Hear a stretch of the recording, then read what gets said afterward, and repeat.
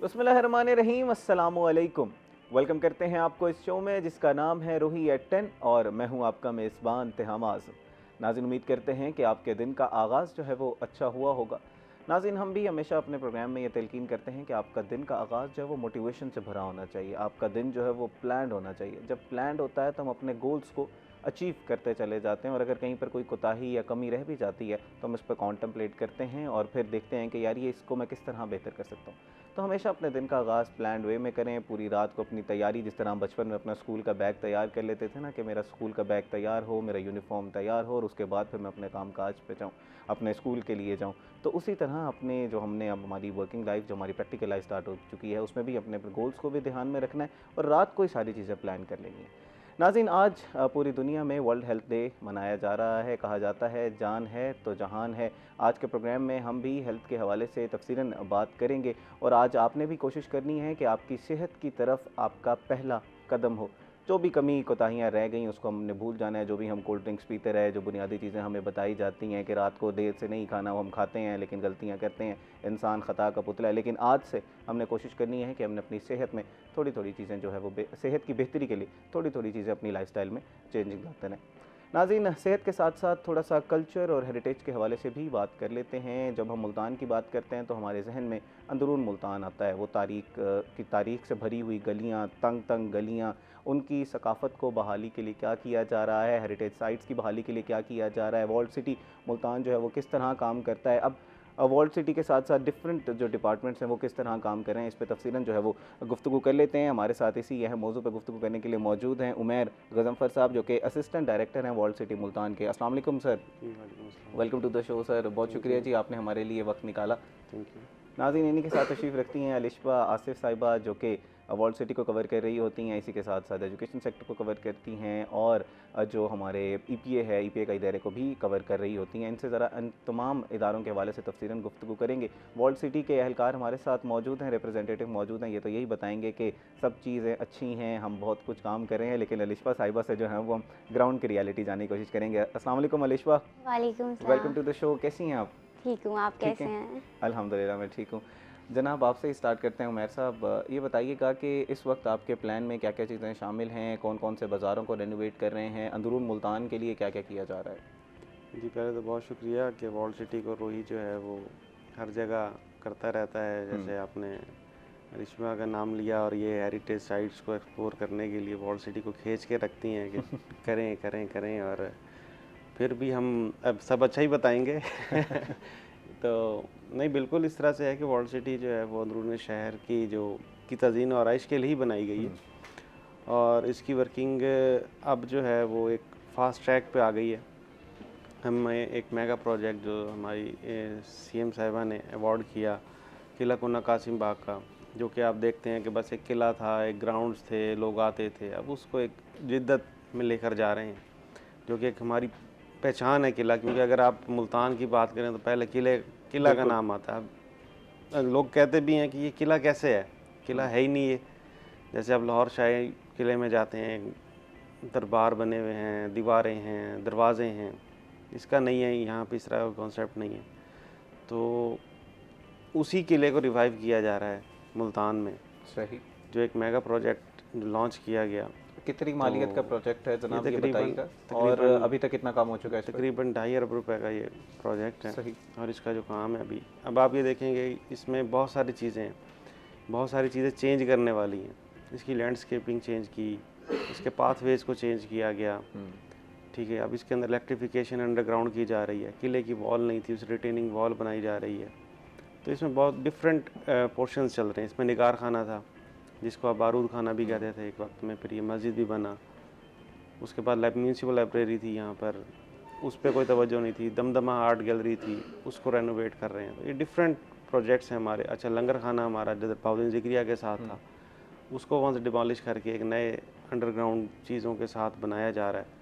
तो डिफरेंट है इसके अंदर, और ये बहुत इंशाल्लाह आने वाले टाइम में आपको बहुत अच्छा जो है वो चीज़ें नज़र इस आएंगी पे, इसके ऊपर। क्योंकि किले पे वाकई आप सही कह रहे हैं कि वो उस तरह किला नज़र नहीं आ रहा था और जो हमारे दरबार हैं उनके लिए भी रेनोवेशन के लिए कोई काम किया जा रहा है? जी, वो जो कंसर्न डिपार्टमेंट है, औकाफ जो है वो सही। इसके को देखता है, और वॉल्ड सिटी इसको बकाए बकाए असिस्ट बिल्कुल करता रहता है इसकी चीज़ों को, और करता रहता है, क्योंकि जाहिर बात है हमारा नेचर ऑफ वर्क तकरीबन सेम ही है। सेम है बिल्कुल, क्योंकि जब आप मुल्तान के कल्चरल हेरिटेज की बात करेंगे तो वॉल्ड सिटी और औकाफ ने दोनों ने साथ मिलकर चलना है, तो ऐसा तो नहीं होता कि दोनों डिपार्टमेंट के अंदर क्लैश आ जाए कि यार ये डोमेन हमारी है और ये डोमेन आपकी है, तो उस तरह मसाइल पे पैदा होना शुरू हो जाते हैं। नहीं, वो बिल्कुल आते हैं, लेकिन इसको एक जो हमारी एक कमेटी होती है जिसमें तमाम डिपार्टमेंट्स जो अलाइड डिपार्टमेंट्स जो हैं वो मौजूद होते हैं, तो वहाँ पे इसको सॉर्ट आउट किया जाता है। ठीक है, अलिशबा आसिफ साहिबा से भी जान लेते हैं कि ये प्रोजेक्ट क्या है और इसकी डिटेल्स क्या हैं और काम कहाँ तक पहुँचा। हमें तो ईद के दिनों में हम तवक्को कर रहे थे कि कुछ ना कुछ बेहतर हमें मिलेगा, किले पे हम घूमने जाएंगे, लेकिन अभी भी वहाँ पर सारी जो कंस्ट्रक्शन की चीज़ें हैं वो नज़र आ रही हैं। हाँ, फिर भी किले पे लोग घूमने आए हुए थे, पर वॉल्ड सिटी ने ईद पे एक अच्छा काम किया था। इलेक्ट्रिक मिनी बसेस जो हैं वो चलना शुरू हो गई थी, तो क्योंकि गर्मी भी थी तो लोगों की एक्सेस जो थी वो इजी हो गई थी। तो ये मुल्तान में पहली दफ़ा चलना शुरू हुई हैं, अभी 3 बसेस चल रही हैं और मिनी बसेस हैं, बड़े मज़े की हैं। आप गर्मी में भी, इवन जून जुलाई में, क्योंकि धूप ना आए तो ऊपर शेड बना हुआ है, तो वो आप अच्छे से इसको एंजॉय कर सकते हो। अगर काम की बात करें तो यकीनन लोग बहुत तंग होते हैं जब वो आते हैं कहीं दूर से ये सोच के कि हमने किले पे जाना है, क्योंकि आप जब भी देखेंगे, जब भी हम इंटरव्यू लेने जाते हैं तो जनूबी पंजाब से नहीं बल्कि पूरे मुल्क से बाहर से भी लोग आए होते हैं, तो वो देखने ही किला आते हैं, क्योंकि जब मुल्तान का नाम आता है तो किला आता है। पर किले पे अभी काम, अब यही बताएंगे, इनके मुताबिक तो काम साल 1.5 साल के अंदर आई थिंक हो जाना मैं चाहिए। यही पूछना चाह रहा था कि पहले जब हम खबरें सुन रहे थे तो वो सुनने में आ रहा था कि शायद 1-1.5 साल में काम मुकम्मल हो जाएगा, लेकिन उससे ज़्यादा हो चुका है। तो आप ज़रा ग्राउंड की रियलिटी बताइएगा कि ये काम कब से स्टार्ट हुआ, कब तक अब इसने कंप्लीट हो जाना है, रिपोर्ट्स क्या हैं? अच्छा, जब हमने इसको कवर करना स्टार्ट किया था तो इन्होंने पूरी मैपिंग दी थी हमें कि हम पहले जैसे इस एरिया को बनाएंगे, फिर इस एरिया को बनाएंगे। काम उसी तरह होता रहा है। बीच में जो थोड़ा सा मैंने देखा था वो ये था कि किले की बैक साइड का जो काम था वो थोड़ा सा स्लो प्रोसेस हुआ था, क्योंकि उधर लेबर रुक गया था आई थिंक सो, तो उसके लिए थोड़े से मसाइल हुए थे। जबकि जो साथ में वॉशरूम्स बनाए जा रहे हैं, मज़ार के साथ वॉशरूम्स बनाए जा रहे हैं, और जो दमदमे पे और निगार खाना पे काम हुआ है वो बहुत तेजी से हुआ है। बानिस्बत जो किले की बैक साइड पे काम हो रहा था वो बीच में रुक गया था। तो क्योंकि ये काम एक बहुत बड़ा मेगा प्रोजेक्ट है तो ये टाइम टेकिंग है, तो जब एक साथ इतनी सारी जगह पे काम हो रहा है तो क्योंकि लोग आते ही फोर्ट पे घूमने के लिए तो वो सारी जगह बिखरी हुई है, मिट्टी मिट्टी है इस वक्त। पर ये है कि वॉल्ड सिटी और इंतज़ामिया की जानिब से किला मुकम्मल तौर पे बंद नहीं किया गया, क्योंकि उधर मज़ार भी हैं, तो लोग आ रहे हैं, मज़ार का विज़िट करते हैं, जो भी ज़ायरीन आते हैं। उस भी हुआ है बीच में, तो उसके लिए भी सहूलियात फराहम की गई, मगर काम में अभी देर है। ठीक है, जिस अच्छा, तरह से काम इसके अलावा मुल्तान की तज़ीन और आइश के लिए क्या काम किया जा रहा है? चलें किले से अगर हम निकल जाएं, अंदरून मुल्तान के लिए क्या किया जा रहा है? हुसैन कई बाज़ार को बेहतरी हमने देखा कि जो हमारा क्लॉक टावर है उसको भी थोड़ा सा बेहतर किया गया, बाहर से जो तज़ीन और आइश थी उसका भी काम मुकम्मल किया गया।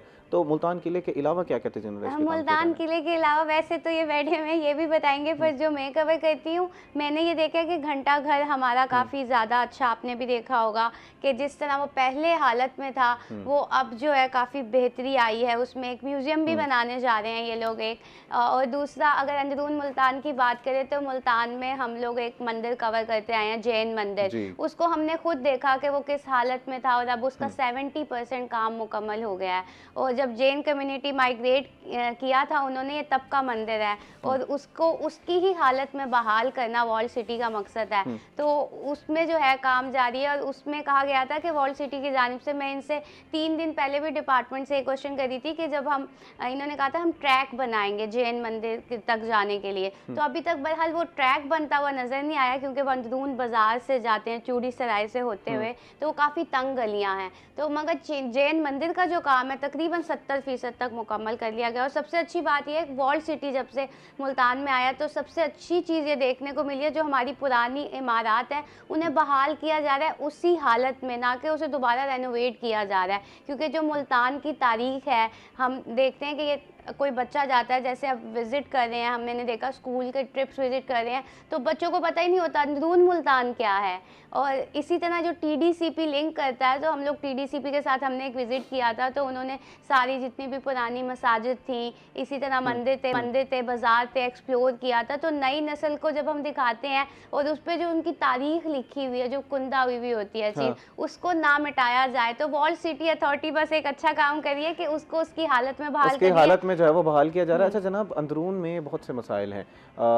एक तो तज़ीन और आइश का मसला है, उसको दोबारा उसी हालत में बहाल करना है, फिर का एक बहुत बड़ा मसला है, फिर उसी के साथ सफाई सुथराई के इंतजाम बहुत नाकिस हैं। तो उसके लिए क्या क्या काम किया जा रहा है, क्योंकि जो टूरिस्ट हैं वो तो अट्रैक्ट होते हैं जब आप चीज़ें बेहतर होती हैं।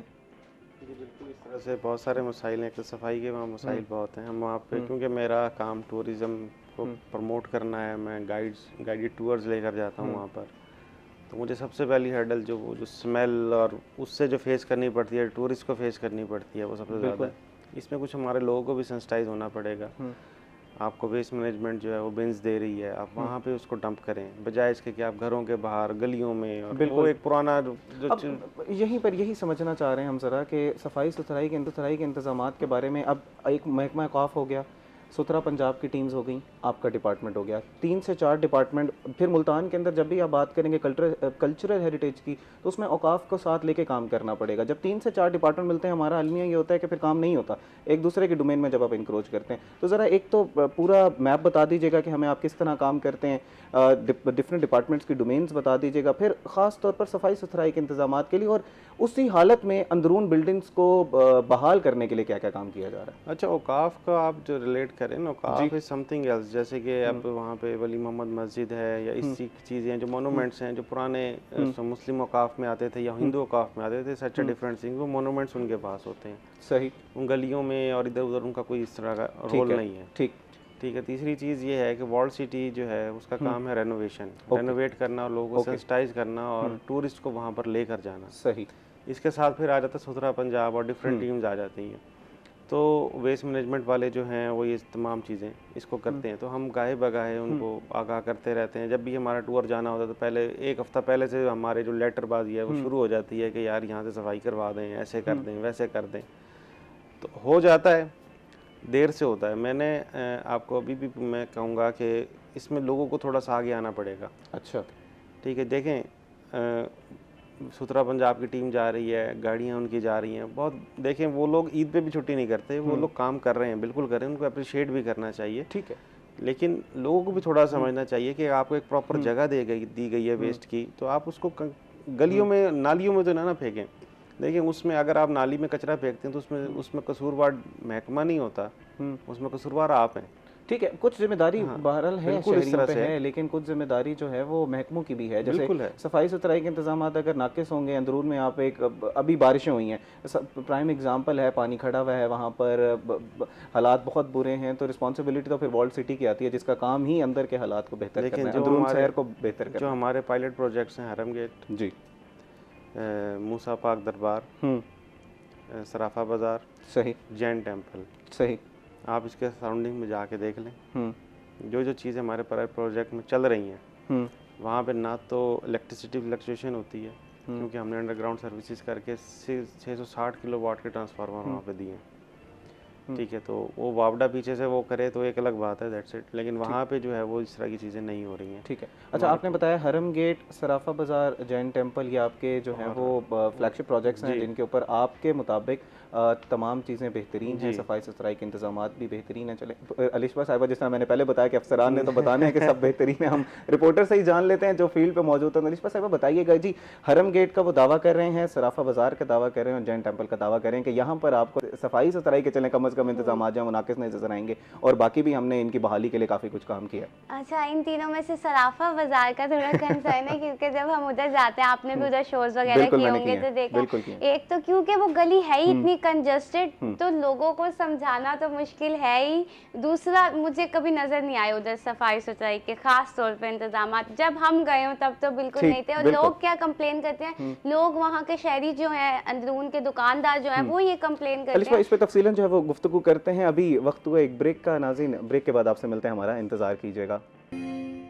वेलकम बैक नाजरीन। आज के प्रोग्राम में हम लोग बात कर रहे हैं कल्चरल हेरिटेज साइट्स के हवाले से, और ब्रेक पे जाने से पहले अलिशबा साहिबा जो है मैं बता रही थी कि किस तरह सफाई सुथराई के इंतजाम जो हैं वो कुछ जगहों पर नाकिस हैं। अंदरून मुल्तान की हम जो बात करें, हमारे साथ असिस्टेंट डायरेक्टर साहब मौजूद हैं, उन्होंने 3 से 4 जगहों के नाम लिए कि यहाँ पर इंतजाम जो हैं वो हमने अपनी तरफ से बड़े बेहतरीन कर दिए हैं, लेकिन वहाँ पर जैसे अलिशबा बता रही थी कि इंतजाम जो हैं वो थोड़े नाकिस हैं। तफसीलन ज़रा बताइएगा। सराफा बाजार क्योंकि एक कंजस्टेड जगह, आपने खुद देखा होगा, तंग गलियाँ हैं, फुटफॉल बहुत ज़्यादा है वहाँ पर, उनका? ज़्यादा। उधर के लोग ये क्लेम करते हैं कि कोई भी महकमा हमारे साथ ताउन नहीं करता। हम जब भी जाते हैं, जब भी देखते हैं, क्योंकि एक तो बहुत पुराना बाज़ार है, उधर सारे सोनार बैठे हुए हैं, तो उनका क्लेम यही होता है, एक तो उनको सिक्योरिटी इश्यूज़ बहुत ज़्यादा है बिल्कुल। वहाँ पर। आए दिन आपको देखा होगा मसाइल हो जाते हैं वहाँ। तो उनका ये क्लेम है कि कोई महकमा उनके साथ ताउन नहीं करता, सफाई-सुथराई के लिए हो या कोई भी XYZ महकमा हो, और वो किसी के साथ ट्रस्ट इश्यूज जो हैं उनके नहीं हल हो पाते। तो अब ये रीज़न है, वॉल सिटी अथॉरिटी जहाँ क्लेम करता है कि हम उसको पुरानी शक्ल में बहाल करेंगे, तो वहीं वहाँ के लोग क्लेम करते हैं कि ऐसा मतलब कुछ हो हमारे नहीं साथ रहा। ताउन नहीं किया जा रहा, तो ठीक है। उनके ये मसाइल हैं अच्छा इस वक्त। जनाब, जैसे अलिशा बता रही हैं कि वहाँ के लोगों का ये एक मुतालबा है कि तमाम स्टेक होल्डर्स को साथ लेकर फिर कोई प्लान बनाया जाए। तो जब भी कोई प्लान बनाया जाता है तो क्या स्टेक होल्डर से बात की जाती है? फॉर एग्जांपल जैसे सराफा बाज़ार में जो लोग कारोबार कर रहे हैं उनसे पूछा जाता है कि यार हम आपकी इस जगह को बेहतर बनाने के लिए काम कर रहे हैं, हम हमारी ये डोमेन है, आप बताएं कि आप इसको क्या चाहते हैं? देखिए बिल्कुल इसी तरह सी बात है। अब देखें, हमने जहाँ पे काम करते हैं वहाँ पे हम फिर एक एग्रीमेंट करते हैं उसके साथ सही।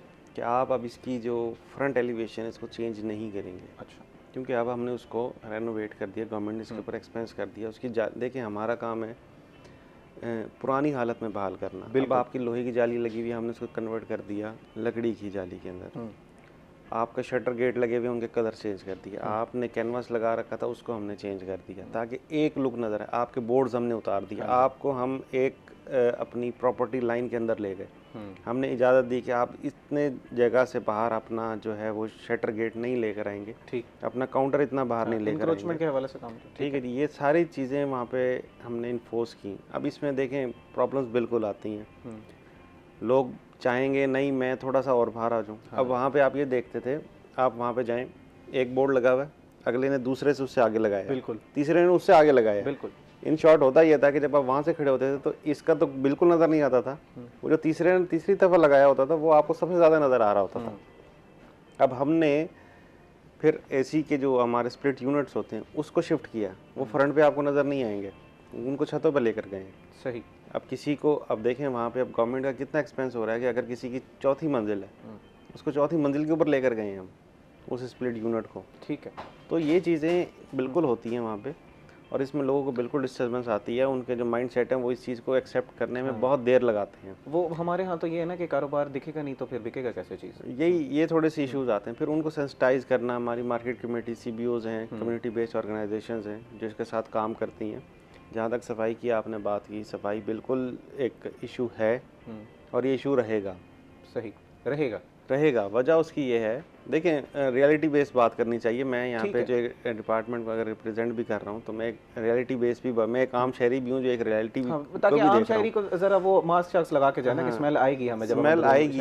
देखिए अब मैं वहाँ से जो है वो किस तरह से, अब आपको मैं बताऊँ कि वहाँ पे हमें नालियों में सफाई, जो हमारी जो टीमें जाती हैं, सुथरा पंजाब की भी जाती हैं, वो सफाई नहीं करने देते। अच्छा, अंदरून शहर में आपका सफाई नहीं अंदरून नहीं, सॉरी ये सराफा बाजार की बात है, क्योंकि वहाँ पे जाहिर बात है वो सुना रहे हैं, वो हाथ भी धोते हैं तो सोना जो है वो नालियाँ भी सोने की हैं।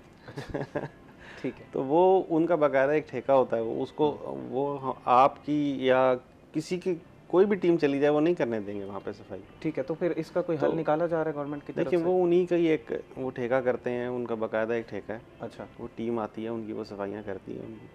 मतलब तो हमने जो सराफा बाजार की जो सफाई की जो डोमेन है वो आपकी नहीं है, वो नहीं, वो हम लोग नहीं उसको नहीं देख रहे, वो खुद ही देखेंगे। हमने उसके लिए एक और काम ये किया, वहाँ पे हमने स्टॉर्म वाटर अलग कर दिया। अच्छा। रेन वाटर से स्टॉर्म वाटर को अलग कर दिया कि अगर बारिश का पानी आता है तो वो स्टॉर्म वाटर ड्रेनेज के अंदर जाके आगे जो मेन सीवर लाइन है उसके साथ कनेक्ट हो जाए। ठीक है। इसी तरह से हरम गेट पे भी किया गया। जो आपका जो रेगुलर सीवर चल रहा है उसको स्टॉर्म वाटर से अलग कर दिया गया। सही। ताकि जब भी बारिश आए, और उसकी हम क्लीनिंग जो है वो इंश्योर करते हैं कि जब भी बारिश और इस तरह का सीन बने अभी तो पानी जो है वो इस तरह से हालिया जो अभी बारिश हुई है कुछ 2-4 दिन पहले, काफ़ी एक तेज़ मूसलाधार बारिश थी, उसके बाद पानी हमें काफ़ी जगहों पे खड़ा होता हुआ नज़र आया, वहाँ पर लोगों की मुश्किलात काफ़ी ज़्यादा थी। एक तो ज़रा ये बताइएगा कि फिर इस हवाले से क्या किया जा रहा है? वासा की हम लोग सुन रहे थे कि उसके लिए भी कोई बजट आया है, वो भी आपके साथ मिलकर काम कर रहे हैं? जैसे भी आपने बताया कि ड्रेनेज सिस्टम ही अलहदा कर दिए गए हैं कुछ नहीं जगहों नहीं, पे। वो आउटसाइड द वॉल सिटी है मेरे ख्याल है, जगह जगह उनकी पाइपलाइंस चल ठीक रही है, हैं। ठीक है। वो एक समथिंग एल्स डिफरेंट है। हमारा असल में रिलेशन जो है वो सिर्फ और सिर्फ कोऑर्डिनेशन रहती है कि हम लोगों ने बताना होता है कि यहाँ पे ये चीज़ें हो सकती हैं। हुँ, तो गवर्नमेंट उस पर डिफरेंट स्कीम्स डिफरेंट डिपार्टमेंट्स को देती रहती है। हमारा काम बेसिकली रेनोवेशन एंड कंजर्वेशन का ठीक है, है। तो हम आपका लोग काम उस अच्छा, तरफ आपका रहते हैं। काम सिर्फ़ उसकी बहाली है, जी पुरानी हालत में बहाल जी करना और उसको खूबसूरत बनाना है, जी, सिर्फ़ यही है। बिल्कुल उसके यही। अलावा जो बाकी हैं वो ब दूसरे महकमों के डोमेन्स हैं, वो वॉल्ड सिटी की डोमेन वो नहीं है। वॉल सिटी ठीक है। डोमेन में नहीं अच्छा, है। अभी तक आप लोग मुल्तान में जनाब, जैसे मैंने हरम गेट की एक एग्ज़ाम्पल दी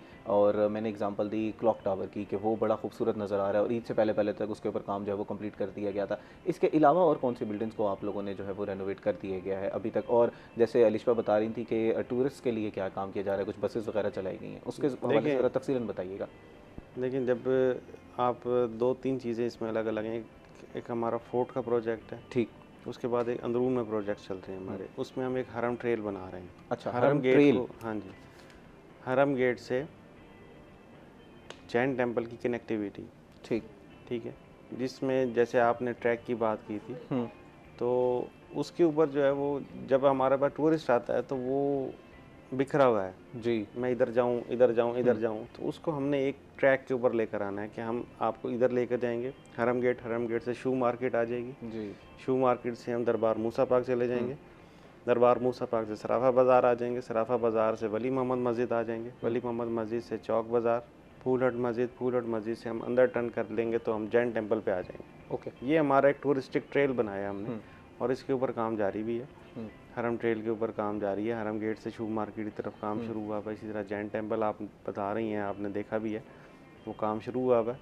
तो ये हमारा एक हरम ट्रेल है। उसके बाद डिफरेंट प्रोजेक्ट्स हमारे पाइपलाइन में इस वक्त मैं आपको जल्दी आपको न्यूज़ अच्छी मिलेगी कि मुल्तान के गेट्स की कंजर्वेशन का भी हाँ, प्रोजेक्ट जो मेरा है वो अगला सवाल लॉन्च आपने प्रीएम्प्ट कर लिया, मैं हो गेट की जाएगा। कंज़र्वेशन की तरफ ही आ रहा तो था कि वो काम जारी था, वो कहाँ तक पहुँचा? नहीं वो जारी था ही नहीं, हाँ। वो तो अभी लॉन्च हुआ है। नहीं, अलिशा साहिबा के साथ हमारी बात हो रही थी जब वो म्यूज़ियम के बनाए जा रहे थे और आपने कहा था कि इनके प्लान में शामिल है प्रोग्राम में कि गेट्स की कंजर्वेशन के लिए भी प्लान बनाया जा रहा है, प्लान जाता था। हाँ, प्लानिंग थी उसका, जो है वो इनिशिएट हो चुका है वो। हाँ, अच्छा। और इंशाल्लाह आने वाले जो हमारा बजट होगा उसमें हमें उसके बहुत उम्मीद है कि उसका हमें बजट जो है वो अच्छा, अभी बजट मिलेगा और उसके बाद अभी भी उसके बाद काम उस तरह स्टार्ट नहीं हुआ, बजट मिलेगा तो फिर काम जी स्टार्ट उसका होगा। PC2 जिसको हम कहते हैं, ठीक है। यानी कि जो इनिशियल एस्टिमेशंस हैं वो हमारी कर ली गई हैं, बोर्ड ठीक है। गेट की भी, पार्क गेट की भी। कुछ मिसिंग गेट्स हैं, उनके लिए हम सोच रहे हैं कि क्या हम वहाँ पे रिप्रेजेंटेशन दे सकते हैं गेट्स की।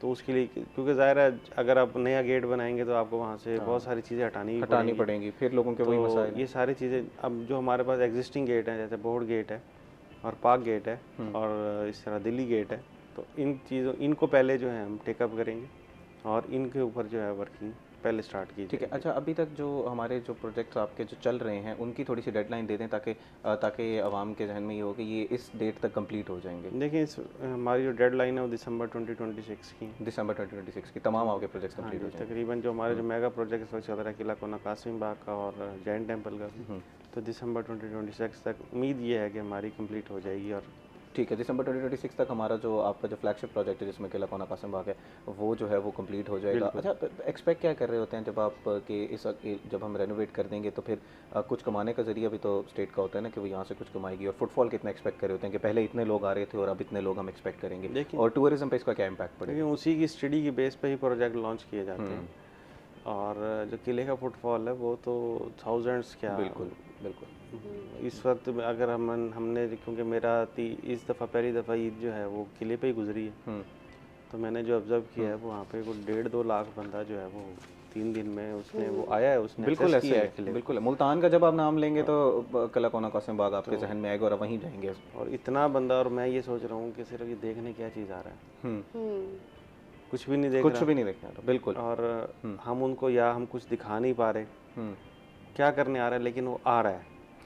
14 अगस्त पे आप देख लें, इतना रश होता है यहाँ पे, अभी कुछ भी नहीं किया हुआ। चलें, ये खुश आइंद है कि डिपार्टमेंट ने ये रियलाइज़ किया है और उसके ऊपर फिर जो है वो काम जारी है। हम हमेशा ये बात करते हैं कि टूरिज़्म के लिए कुछ ना कुछ करना पड़ेगा, टूरिज़्म को बहाल करना पड़ेगा, और यह भी एक बहुत बड़ा ज़रिया है जहाँ से स्टेट जो है वो पैसा कमा सकती है। अलिशा, आपकी तरफ रुख करते हैं, थोड़ा सा जो आपकी दूसरी डिमेंड्स हैं उनकी पर बात करते हैं। एजुकेशन सेक्टर के हवाले से बात कर लेते हैं। नाबीना बच्चों की तालीम का बहुत बड़ा मसला था जिस पर आप काफ़ी ज़्यादा वर्क करी थी, वो कहाँ तक पहुँचा, क्या कर रहे हैं हमारे इदारे? देखिए, अभी जो रीसेंट इशू की हम बात करेंगे, एग्ज़ाम्स हो रहे हैं बोर्ड के, तो हम कब से ये बात करते हैं कि ब्रेल बुक्स बच्चों को दी जाएं। ब्रेल बुक्स जिन बच्चों के पास हैं वो उनसे जो हैं सीख रहे हैं पढ़ना लिखना। Basically Braille is a coding system और वो उसके ज़रिए बच्चे पढ़ना और लिखना सीखते हैं। अब उन बच्चों को क्या इश्यूज़ आते हैं, जब भी बोर्ड के एग्ज़ाम होते हैं, लाहौर बोर्ड के पास एक ऑप्शन है कि वो ब्रेल का जो पेपर है उसको हल करने के लिए बच्चों को देते हैं, मगर यहाँ पे ऑप्शन नहीं दिया गया, यहाँ पे सिर्फ राइटर का ऑप्शन दिया गया। फॉर एग्जांपल, अगर कोई बच्चा 9th के पेपर दे रहा है तो उसको एक क्लास पीछे का राइटर दिया जाता है। और एक सबसे बड़ा जो इन बच्चों का ड्रॉबैक होता है एग्ज़ाम देते हुए, वो ये होता है कि अगर बच्चा पेपर दे रहा है तो वो उसी हॉल में दे रहा है जहाँ पे बाकी बच्चे पेपर दे रहे हैं, तो डिस्टर्बेंस अलग होती है। और काफ़ी दफ़ा ऐसा होता है एग्जामिनर जो है आधा घंटा ऊपर नहीं देता, बच्चे को पहले पेपर ले लेता है। ये इशू भी देखने को मिला। सबसे बड़ा इशू जो है ब्लाइंड बच्चों से जब भी आप बात करो, वो कहते हैं हमें बचपन से पढ़ना लिखना किसके साथ सिखाया जाता है, ब्रेल के साथ। फिर आप बच्चे को बोर्ड के पेपर में राइटर दे रहे हो, तो वो राइटर जो है वो उस तरह से वो कहते हैं हम परफॉर्म नहीं कर पाते राइटर के जरिए। जैसे लाहौर बोर्ड में ऑप्शन है कि यार आपको वो ब्रेल वाला ऑप्शन दे रहे हैं, तो हमारे यहाँ जिस तरह लाहौर बोर्ड में दिया जाता है वैसा मुल्तान बोर्ड में भी ऑप्शन होना चाहिए। मजीद भी एजुकेशन सेक्टर के क्या मसाइल हैं उस पर तफसीलन गुफ्तगू करते हैं। नाज़रीन, अभी वक्त हुआ एक ब्रेक का, हमारे साथ रहिएगा। वेलकम बैक नाजरीन। ब्रेक पे जाने से पहले हम लोगों को अलिशा जो है वो बता रही थी कि नाबीना बच्चों की एजुकेशन का कितना बड़ा मसला है। ख़ास तौर पर जब वो एग्ज़ाम्स देने के लिए बैठते हैं तो जो उनको आधा घंटा ज़्यादा दिया जाता है वो भी एग्जामिनर की तरफ से यूजुअली नहीं दिया जाता, और ये भी उनका बहुत बड़ा मसला है। फिर ब्रेल पेपर नहीं दिया जाता। जो लाहौर बोर्ड में तो उनके लिए सहूलत मौजूद है, लेकिन मुल्तान बोर्ड या बहावलपुर बोर्ड के बच्चों के पास ये सहूलत जो है वो मौजूद नहीं है। मज़ीद भी इस हवाले से जान लेते हैं कि अब इसका हल क्या है। अच्छा अलिशा, उन बच्चों से आपने बात की होगी, वो उनका मुतालबा क्या होता है कि उनको ब्रेल पेपर चाहिए, अलहदा जो सेंटर्स हैं वो चाहिए, या वो चाहते हैं कि हमें चलें कम से कम आधा घंटा जो हमारे लिए मुख्तस किया गया था वही आधा घंटा हमें अलहदा देते हैं? देखिए, इस वक्त बच्चे एग्जाम्स दे रहे हैं ना, आप उनसे बात करेंगे 3 सिचुएशंस वो बताएंगे। एक वो ब्रेल पेपर वाली सिचुएशन होगी, क्योंकि अगर आप किसी को बता रहे हो तो वैसा वो बच्चा नहीं लिख पा रहा होता। और अक्सर हमने पास्ट में देखा है कि बच्चे क्लेम कर रहे होते हैं कि उनके मार्क्स कम आए हैं, उन्होंने अच्छा लिखवाया था। ये एक इशू है उनका। दूसरा इशू उनका ये है, जैसे आप टाइम की बात कर रहे हैं, एग्जामिनर क्लेम करता है कि हमने आधा घंटा दिया। जितने भी बच्चे बाहर आते हैं वो कहते हैं हार्डली 5 से 10 मिनट एग्जामिनर पेपर ले लेता है। और तीसरा इशू क्या है कि उनको कहा जाता है आप आहिस्ता बोलें, जोर से मत बोलें, क्योंकि उनके जो सेंटर्स हैं वो अलग नहीं बनाए गए, वो उन्हीं बच्चों के साथ बनाए गए हैं। सारा हॉल डिस्टर्ब होता है जो भी बच्चे पेपर दे रहे होते हैं। तो अगर इन बच्चों का सेंटर या इन बच्चों का जो रूम है बिल्कुल अलग कर दिया जाए, और सबसे बड़ी बात कि इनको जो टीचर पढ़ा रहे हैं, स्पेशल एजुकेशन के टीचर को ट्रेनिंग दी जाती है, वो एक महकमा ही अलग है। आप कैसे मिक्स बच्चों के साथ उन्हें बिठा सकते हो, उनके पेपर्स ले रहे हैं, तो उनको इतनी दुश्वारी होती है। कोई भी चीज़ अगर वो समझ रहे हैं, टीचर उनको समझा नहीं पा रहा क्योंकि वो टीचर ट्रेन नहीं है, तो उन्हें एक ड्रॉबैक उनके पास इतना ज़्यादा आ रहा है। ये सिर्फ हमारे जनूबी पंजाब के बच्चों के साथ इस तरह हो रहा है या ओवरऑल पंजाब में इसी तरह होता है कि मिक्स सेंटर्स बनाए जाते हैं? देखिए, मिक्स सेंटर्स ओवरऑल पंजाब में बनाए जाते हैं, बच्चों की तादाद पे डिपेंड करता है कि अगर तो बच्चों की तादाद क्रॉस कर रही है 1500 से ज़्यादा जा रही है तो वो उनका एक अलग सेंटर बना देते हैं। पर उसमें ये होता है कि वो स्पेशल एजुकेशन को ही चूज़ करते हैं उस सेंटर के लिए। जैसे हमारे डेफ एंड डम बच्चे हैं तो उनकी तादाद हमारे पास ज़्यादा है, तो उनके जो सेंटर्स हैं वो स्पेशल एजुकेशन के स्कूल्स में बनते हैं और उनको वही टीचर डील करता है। मगर हम मुल्तान डिवीज़न की अगर बात करें, जनूबी पंजाब की बात करें, तो 800 से ज़ायद बच्चा जो है ब्लाइंड बच्चा इस वक्त बोर्ड के इम्तहानात दे रहा है। तो इन बच्चों के लिए भी कोई ना कोई हल ज़रूर होना चाहिए, या हर सेंटर में आप एक स्पेशल टीचर तो तैनात कर ही सकते हैं जो इन बच्चों के लिए स्पेशली मुख्तस हो और वो वहाँ पर जो है वो उनको गाइड कर लो। या जो बच्चे जिस तरह बता रही हैं कि डेफ एंड डम बच्चों के लिए अलग सेंटर्स बनाए जाते हैं, उन्हीं के साथ इनके सेंटर्स बनाए जा सकते हैं। उनको जो है वो वहाँ पे ट्रेंड पहले से ही बच्चे टीचर्स मौजूद हैं, वहाँ पर उनका एग्जाम लिया जाता है। अच्छा, स्पेशल एजुकेशन की जानिब से ही थोड़ी सी बात कर लेते हैं। जो उनके एनरोलमेंट के कैंप्स जो लगाए गए थे उनकी क्या सूरत हाल है अलिशा? कितने बच्चे बच्चे इनरोल किए गए, क्या टारगेट था उनका, क्या उन्होंने टारगेट अचीव किया है या नहीं किया? देखिए, खुसूसी बच्चों के लिए हम हमेशा से एक बात करते हैं और मैं खुद भी कवर करती हूँ, बजाते खुद मैं ये फील करती हूँ कि स्पेशल एजुकेशन की जानिब से ऐसी एफर्ट कभी भी देखने में नहीं आई जो हमारा महकमा एजुकेशन कर रहा है इनरोलमेंट कैंपेन के लिए। कभी भी आपने हाईलाइट होती हुई इनकी बिल्कुल। कैंपेन देखी नहीं होगी। सिर्फ कह देना कि हम इनरोलमेंट कैंपेन कर रहे हैं। और दूसरा ये कि आप अभी भी किसी भी शहरी के पास चले जाएं, आप उससे पूछ लें कि जो बच्चे ज़हनी तौर पे माजूर होते हैं क्या वो तालीम हासिल कर सकते हैं, वो कहेगा नहीं, क्योंकि आपने अवेयरनेस ही नहीं दी शहरियों को, उन बच्चों को। अब गवर्नमेंट ने स्पेशल एजुकेशन के स्कूल बनाए, एक ऑटिज्म सेंटर बना दिया है सरकारी सतह पे, एक ये बहुत अच्छा इकदाम किया गया।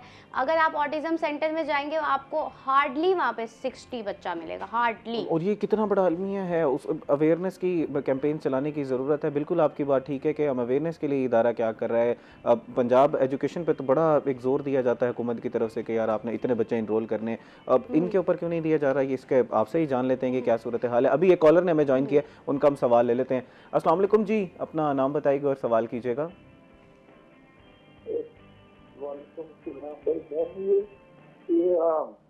आपके शहर में कोई ऐसा इदारा है जो मजदूरों की कफालत करता हो आपके शहर में? जनाब एक दफ़ा दोबारा अपना सवाल रिपीट कीजिएगा और कोशिश कीजिएगा कि पीछे जो आपकी टीवी है उसकी आवाज़ कम कर दीजिएगा, थोड़ा मोबाइल को करीब करके थोड़ा दोबारा अपना सवाल कीजिएगा। माजूरों की कफालत करता है। सुल्तान शहर में मजदूर लोगों की कफालत करने वाला इदारा है। ठीक है, थैंक यू सो मच। मैं आपका जवाब जो ले लेता हूँ। अलिशा वो पूछ रहे हैं कि माजूरों की कफालत करने वाला कोई इदारा है? जी बिल्कुल, जो कैटेगरीज बनी हुई हैं, जैसे हमारे ब्लाइंड बच्चों की कैटेगरीज हैं, डफ एंड डम की हैं, इसी तरह कुछ प्राइवेट जो महकमे हैं वो इस पे काम कर रहे हैं। जैसे हम देखते हैं मोहम्मद बिन ब्लाइंड सेंटर जो है वो बच्चों को लेता है, ब्लाइंड सेंटर को, जहाँ उनकी फ्री तालीम होती है। इसी तरह स्पेशल एजुकेशन में तो तालीम के हवाले से तो सारी सहूलियात है। इन्होंने कफालत के हवाले से क्वेश्चन किया। सोशल वेलफेयर के ज़ेरे तमाम जितनी भी NGOs रजिस्टर्ड हैं, अगर कोई भी माजूर अफराद वहाँ पे जाता है और उनको कोई इश्यूज़ है तो वो फिर उस NGO से कांटेक्ट करते हैं। जैसे हमारे सोसाइटी फॉर स्पेशल पर्सन का एक इदारा चल रहा है निजी सतह पे, तो वो उनको काम भी देते हैं और रिहाइश भी देते हैं। माजूर कार्ड भी तो है हुकूमत की तरफ से? हाँ जी, ये सोशल वेलफेयर के ही उसके लिए थोड़ा सा रजिस्ट्रेशन का बता दें कि फिर उसमें रजिस्ट्रेशन किस तरह कराई जा सकती उसमें है? रजिस्ट्रेशन इस तरह करवाई जा सकती है कि आप जाके एक तो अपना ID कार्ड लेके जाते हैं, उस पर ऑलरेडी स्टैंप होता है कि अगर कोई डिसेबिलिटी है आपको तो वो वहाँ पे जाके आप दिखाते हैं। उसके बाद जो है वो प्रोसेस शुरू होता है। सोशल वेलफेयर की वेबसाइट पे भी आप जाके रजिस्ट्रेशन करवा सकते हैं और उनके दफातर में जाके भी उनके बंदे बैठे हुए, आप उनसे मालूमात हासिल कर सकते हैं। और कोई हेल्पलाइन वगैरह है इनकी? कोई हेल्पलाइन पे कॉल करके इनकी हेल्पलाइन वैसे तो फॉल नहीं है, मगर ये कहते ज़रूर हैं हमारी सोशल वेलफेयर की हेल्पलाइन है, तो अभी वो बिल्कुल भी फॉल नहीं है। इन्होंने पहले भी एक हेल्पलाइन नंबर लॉन्च किया था, मगर उस पर अब तक कोई काम नहीं हो सका। उस पर काम नहीं हो सकता क्योंकि माजूर हैं, उनके लिए पहले ही जाना दफातर में जो मुश्किल है। चलें, डिजिटल अगर पोर्टल है वेबसाइट का तो वो भी क्रैश कर रही होती है अक्सर, क्योंकि अगर उसके ऊपर ज़्यादा लोड हो जाए तो उसके साथ हेल्पलाइन की भी सहूलत इनके लिए मौजूद तो है, लेकिन उसको फ़ाल करने की ज़रूरत है, जिस तरह अलिशा जो है वो बता रही हैं। अच्छा जनाब अलिशा, ये बताइएगा कि EPA का इदारा क्या काम कर रहा है प्लास्टिक की रोकथाम के लिए? हमें तो शहर में शॉपर बैग्स नज़र आ रहे हैं, पूरे बाजार हैं, अंदरून बाजार कई जनाब बेहतर बताएंगे कि वहाँ तो शॉपर बिक रहे हैं। आप देखिए ना, एनवायरनमेंट प्रोटेक्शन एजेंसी ने क्लेम किया था 2025 के स्टार्ट में, हम लोग खुद ही कवर कर देते कि हम सिटी को प्लास्टिक फ्री जोन बनाएंगे। अभी भी EPA का इदारा है। अभी परसों मेरी मुलाकात हुई थी उनके डायरेक्टर से, तो उनका यही कहना था कि हमारे कुछ इलाके ऐसे हैं जो प्लास्टिक फ्री जोन में चले गए हैं। तो मैंने उनसे यही क्वेश्चन किया, मैंने कहा सर नजर नहीं आता 75 माइक्रोन से जो कम का प्लास्टिक है हर रेडी वाला इस्तेमाल कर रहा है। अच्छा, उन्होंने जो बताया, अभी कॉलर ने हमें ज्वाइन किए हैं अलिशा, उनका पहले सवाल ले रहे थे, उसके बाद ये जो जोन्स उन्होंने बताया ना कि कहाँ पर प्लास्टिक फ्री जोन है, मुझे जरा लाजमी उनका बताइएगा कि वो कौन से जोन्स हैं। जी जनाब अस्सलाम वालेकुम, अपना नाम बताइएगा और सवाल कीजिएगा। अस्सलाम वालेकुम, बहुत अच्छा टॉपिक है। बहरहाल होते तो टॉपिक अच्छी है और समटाइम हम लोगों की कॉल भी मिल जाती है। मुझे ये कहना है कि देखिए, इन्होंने बहुत सारी बातें की हैं अलिशा ने जी, पर मेरे छोटे भाई हैं स्पेशल ऑटिज्म सेमी माजूर बच्चे जी, तो ऐसे बच्चों को लेके ना हर वक्त ऑफिस के ना बंदा विजिट नहीं कर सकता। बिल्कुल। मेरे भाई के मैक्सिमम 5 साल 6 साल हो चुके हैं सोशल वेलफेयर बैतुल माल सब जगह जा, क्योंकि ये हम लोगों को अगर सहूलत मिलती है तो उन लोगों को भी इस चीज को ओके करना चाहिए, लेकिन वहाँ से कोई हम लोगों को सहूलत नहीं मिलती। तनख्वाह देते, इवन की हिम्मत कार्ड भी, बहुत सारी चीजें हैं जो कि इन बच्चों के लिए प्रोवाइड की गई हैं गवर्नमेंट ने। वो मेरे भाई के तमाम डॉक्यूमेंट ऑनलाइन भी किए हुए हैं, तो सारा कुछ मेरे पास प्रूफ होते हैं, लेकिन वो उनकी तरफ से हम लोगों को कोई फेवर नहीं है। इस चीज को जरा हमें चाहिए कि इस चीज को उन्हें ना आगाह किया जाए कि ऐसे जो लोग जो आते हैं उनको प्रॉपर तरीके से क्यों नहीं गाइड करते। ठीक है, thank you so much ma'am for calling. मैं आपका जवाब जब अलिशा से ले लेता हूँ। अलिशा, वो बता रही हैं कि उनके मसाइल हैं कि सोशल बहुत सी स्कीम्स तो लॉन्च की जा रही हैं, लेकिन जो नीचे अमला है वो उनको उस तरह फैसिलिटेट नहीं कर रहा। देखिए, अभी हमने ना जब एक इवेंट कवर किया था, बेसिकली सोशल वेलफेयर ने जो है व्हील चेयर डिस्ट्रीब्यूट थी 25 से 30 अफराद में, तो वो हमने कवर किया था। वहाँ पे जो मौजूद अफराद आए हुए थे, तो उन्होंने जो अप्लाई है उस स्कीम के लिए किया था 8 महीने पहले। Because it is a very sensitive topic and a very important topic, तो मैं चाहूँगा इस पे तफसीलन गुफ्तगू कर लेते हैं। अभी वक्त हुआ एक ब्रेक का। नाज़रीन, ब्रेक के बाद आपसे मिलते हैं, इसी मौजू पे गुफ्तगू करेंगे, हमारा इंतज़ार कीजिएगा। वेलकम बैक नाजरीन। ब्रेक पे जाने से पहले हम लोग माजूर अफराद के लिए जो डिफरेंट स्कीम्स हुकूमत की तरफ से लॉन्च की जाती हैं, लेकिन उनका फिर इम्प्लीमेंटेशन उस तरह नहीं होती, उस हवाले से हम लोग जो है वो गुफ्तगू कर रहे थे। कॉलर ने भी सवाल किया था, थोड़ा सा मैं चाहूँगा अलिशा ज़रा बता दीजिएगा। जैसे मैंने कहा कि ये थोड़ा तफसील मांगता है टॉपिक, तो ब्रेक के बाद इस पर तफसीलन जो है देखिए, हम इसको यूँ कंक्लूड कर सकते हैं। मेरा ये पॉइंट ऑफ व्यू है, अगर आपको किसी स्कीम में मुश्किल हो रही है, आपको मौजूद बच्चों की तालीम में मुश्किल हो रही है, आप जाएंगे स्पेशल एजुकेशन की वेबसाइट पे, तालीम के हवाले से आप उधर कंप्लेन करेंगे। इवन कोई प्रिंसिपल, कोई टीचर, आप स्कूल में जाते हैं, आपसे फीस मांग रहा है या बच्चों के एडमिशन की फीस मांग रहा है, आप उधर कंप्लेन करेंगे। कंप्लेन नहीं कर सकते, आप मुल्तान डिवीजन में आप इनके डिविजनल ऑफिसर के पास जाएंगे और बताएंगे ये इशू है। इसी तरह सोशल वेलफेयर आप जाते हैं, कोई भी ऑफिसर आपसे ताउन नहीं कर रहा, आप कंप्लेन सेल में जाएंगे और इसी तरह इनकी डायरेक्टर के पास डायरेक्ट जा सकते हैं। तो आपको एक डायरेक्ट एक्सेस पे भी आपकी अगर बात ना सुनी जाए तो आप सीएम पोर्टल पे सीएम पोर्टल आखिरी आपके पास हल है, आप सीएम पोर्टल पे भी डायरेक्टली कंप्लेन कर सकते हैं। तो मैम, जिनका जो मसला था, आप लाजमी तौर पर अगर आपने सारे अपने जो आपका हल जहाँ से कर सकती थी वो एग्जॉस्ट कर ली हैं, तो फिर सीएम पोर्टल पे आप कंप्लेन करें। सीएम पोर्टल पे नहीं होता तो फिर पीएम पोर्टल पे कंप्लेन करें। उम्मीद करते हैं कि आपका मसला जो है वहाँ पर हल हो जाएगा। जनाब, आपसे थोड़ी सी बात कर लेते हैं। अच्छा, ये बताइएगा कि क्योंकि it is a very technical thing कि आपने पूरी उसको पुरानी हालत में बहाल करना होता है, जो हमारी हेरिटेज साइट्स होती हैं, इसमें इंटरनेशनल इदारे भी आपकी हेल्प कर रहे होते हैं इसका काम करने में? जी, डिफरेंस होते हैं। अगर उनकी फंडिंग्स होती हैं तो बिल्कुल वो करते हैं इसमें हेल्प। और जैसे हमारा जो हरम गेट था वो इटालियन फंडिंग कैसा था, तो उसके अंदर जो हमारा कंसल्टेंट था वो इटालियंस ही थे, और इटालियंस ने ही उसको कंजर्वेशन में हमारी हेल्प की थी। ठीक है। अच्छा, जैसे हम किले की थोड़ी सी बात कर लेते हैं। कला कोना कासिम बाग पे आप लोग काम कर रहे हैं, आपका फ्लैगशिप प्रोजेक्ट है, वहाँ पर 2 दरबार हैं जिसके ऊपर सालाना उर्स भी होते हैं, फुटफॉल भी बहुत ज़्यादा है। आवाम की अवेयरनेस के लिए क्या किया जा रहा है कि यार ये आपके लिए एक चीज़ बनाई जा रही है, इसका ख्याल भी हमने, आवाम की भी कुछ बुनियादी जिम्मेदारियाँ हैं ना, तो उनके हवाले से क्या किया जाए? देखिए, इसके ऊपर जो हमारे इस वक्त डायरेक्टर जनरल हैं, उनके इस पर बहुत फोकस है इसको लेके कि अगर गवर्नमेंट किसी चीज़ को यहाँ पे लगा रही है, देखें 2.5 अरब रुपए को छोटा फंड नहीं होता है। बिल्कुल। अगर वो यहाँ पे लगा रही है तो you have to protect them. बिल्कुल, आपने उसको प्रोटेक्ट करना है, और उसके लिए लोगों को अवेयर करने की ज़रूरत है, उनको बताने की ज़रूरत है। देखिए, पहले तो किले की बाउंड्री नहीं थी, कोई भी कहीं से अंदर दाखिल हो जाता था। अच्छा, फिर यहाँ पे कोई इटरी नहीं है, कोई खाने की कुछ आपकी फैमिली भी शायद नहीं जाती होगी, मेरी भी नहीं जाती, कोई भी नहीं जाता वहाँ पे। हमने वहाँ पे फैमिलीज़ को लेके दौर में एक स्टेडियम वाली साइड पे कुछ थी शॉप्स, लेकिन वो भी बंद है। वो फूड स्ट्रीट बन रही है, स्टेट ऑफ द आर्ट। वहाँ पे अच्छे ब्रांड्स जो हैं वहाँ पे लाए जाएंगे, ताकि जो है लोगों को एक अच्छा, देखिए वहाँ से आप बैठ के सिटी का व्यू देखें। बिल्कुल। लाहौर में जो एक प्राइवेट रेस्टोरेंट है वो वॉल्ट सिटी का ही एक प्रोजेक्ट है, जिससे पूरा नीचे दरबार नजर आ रहा था। वही प्रोजेक्ट हमने रेप्लिकेट कर रहे हैं दमदमे की रूफ टॉप के ऊपर। ओके, वहाँ पे एक रेस्टोरेंट बन रहा है, तो उसको पूरा आपका जो सिटी का व्यू है वहाँ से, वॉल्ट सिटी का व्यू जो है वो नज़र आएगा वहाँ से। तो इसमें जो हमारे डायरेक्टर जनरल इस टाइम जो पॉइंट हुए हैं, क्योंकि वो पहले वॉल्ट सिटी को बहुत अच्छा जानते थे, उनका फोकस इसी चीज़ के ऊपर है कि फुटफॉल जो है वो, और लोग जो आ रहे हैं उनको जो एक कॉन्सेप्ट लेकर आ रहे थे कि यार दरबार हैं, कुछ मिलेगा नहीं यहाँ पे, वो आपने चेंज करना है। क्योंकि उनका जो माइंड सेट है वो उन्होंने फोकस इस चीज़ के ऊपर रखा हुआ और है जो कि हमारी आजकल जो जेंजी है अलिशवा, इसको बेहतर हम लोग ज़रा फोटोग्राफी, एस्थेटिक लैंडस्केप बिल्कुल होना बिल्कुल चाहिए, लाइटिंग अच्छी होनी चाहिए, बैठने की जगह होनी चाहिए। फिर डीसी साहब की तरफ से तो ये भी कहा गया था, बयान था, गौहर साहब इसके बारे में बता रहे थे कि उन्होंने दावा किया है कि इस साल हम शहर को ऐसा बना देंगे कि दुनिया के जो तरक्की याफ्ता ममालिक के जो बड़े बड़े शहर होते हैं वैसा शहर होगा। तो उसमें एक ये बड़ा अहम एक मंसूबा है वॉल सिटी का। जी बिल्कुल इसी तरह से है। और देखिए लोग फोटोग्राफी के शौकीन लोग आते हैं और बड़े अच्छे व्यूज़ हैं वहाँ पे। बिल्कुल, आप दरबार का वो गुंबद लेना चाहें, आप सिटी का व्यू लेना चाहें, वहाँ से वो मेट्रो बस गुजर रही है, फिर आपको घंटा घर नज़र आता है, डिफरेंट चीज़ें आपको नज़र आती हैं। बड़े अच्छे फोटोग्राफर्स तो बहुत यहाँ पे आके खुश होते हैं। और क्योंकि हमारी फ़ोटोग्राफी के मुख्तलिफ क्लब्स हैं, वो आते रहते हैं हमारे पास गाए बगाए, हम उनकी फ़ोटो वॉक्स करवाते रहते हैं। आपकी अलिशबा कवर भी उसको करती हैं। तो आपने देखा होगा कितने फ़ोटोग्राफर्स आते हैं यहाँ पर।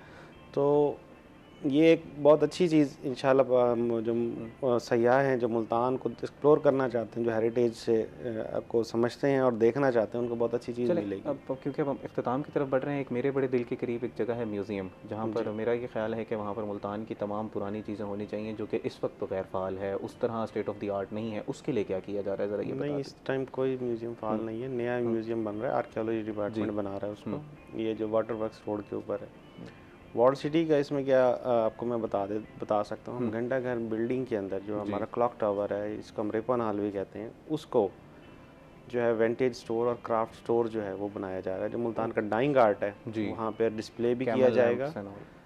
कैमल लैम्प्स से लेकर मुल्तान के तकरीबन 109 डाइंग आर्ट्स हैं जो आपके क्राफ्ट्स हैं, उसको वहाँ डिस्प्ले किया जाएगा और उनको वहाँ पे सिखाया भी जाएगा लोगों को। ठीक है कि इसको, ताकि उसको उस आर्ट को ज़िंदा रखा जा सके। इसमें लाहौर में हम देखते हैं कि जो क्लॉक टावर्स हैं या इस तरह की जो बिल्डिंग्स हैं उसके अंदर थोड़ा सा हमें आर्टिस्ट हजरात परफॉर्म करते हुए भी नज़र आते हैं, थोड़ा आर्ट्स के हवाले से भी काम किया जा रहा था। इस तरह की बात हमने सुनी थी लेकिन फिर उस पर कुछ हमें डिटेल ज़्यादा मिली नहीं, तो उसके हवाले से ज़रा बताइए। जी, वो मेरी दरीना ख्वाहिश है कि मैं मुल्तान में शुरू करा सकूँ। इंशाल्लाह मैं ज़रूर शुरू कराऊँगा। ज़रूर शुरू कराएंगे, बिल्कुल कराऊँगा। उसके बाद मतलब काम आपके प्लान में जारी है जनाब। क्योंकि हम इख्तिताम की तरफ बढ़ रहे हैं तो मैं चाहूँगा कि अपना कोई आप पैगाम देना चाहें तो प्लीज़ वो पैगाम दे दीजिएगा। आवाम की क्या बुनियादी जिम्मेदारियाँ हैं? On the behalf of director general wall city में ये पैगाम बिल्कुल देना चाहूँगा कि मुल्तान ये आपका है, आपने इसको, ये आपके लिए प्रोजेक्ट किया जा रहा है, इसको आपने ही कंजर्व करना है, आपने ही इसको बचाना है और इसमें आपकी ही इनपुट से ही हम इसको आगे लेके चल सकते हैं। अगर आप ही इसको नहीं करेंगे, अगर आप ही इन चीज़ों को नहीं समझेंगे, कूड़ा फेंकना, ये चीज़ें तोड़ना, पौधे तोड़ देना, और ये अगर आप इन चीज़ों को नहीं समझेंगे तो हम नहीं चाहेंगे। अपने हेरिटेज से प्यार करें, अपने मुल्तान से प्यार करें, ताकि आपका जो ज़िंदा शहर है ये वाकई में ज़िंदा रह सके, ज़िंदा शहर रह सके। उमैर गज़नफ़र साहब, बहुत शुक्रिया जी, आप हमारे साथ प्रोग्राम में शामिल थे और आपने बड़ा खंदा पेशानी से जो भी सवालात हैं उनका जवाब दिया। अलिशबा आसिफ़ साहिबा, आपका भी बहुत शुक्रिया कि आप हमारे साथ आज प्रोग्राम में हिस्सा बनी और नहायती जो अहम मौजू थे उस पर हमने तफसीलन गुफ्तगू की। नाज़रीन, जिस तरह जनाब बता रहे थे कि कुछ ज़िम्मेदारियाँ हमारी भी हैं और अगर स्टेट से हम उनको क्रिटिसिज्म करते हैं तो वहीं पर हमारे जो फ़राइज़ हैं उनको भी पूरा करने की ज़रूरत है। अभी वक्त हुआ एक ब्रेक का। नाज़रीन, ब्रेक के बाद आपसे मिलते हैं एक नए टॉपिक के साथ, कुछ नए गेस्ट के साथ। हमारा इंतज़ार कीजिएगा। वेलकम बैक नाज़रीन। ब्रेक पे जाने से पहले हम लोग बात कर रहे थे वॉल सिटी के हवाले से कि इस शहर की हेरिटेज को बहाल करने के लिए क्या काम किया जा रहा है, जिस पे तफसीलन हमने उनसे गुफ्तगू की।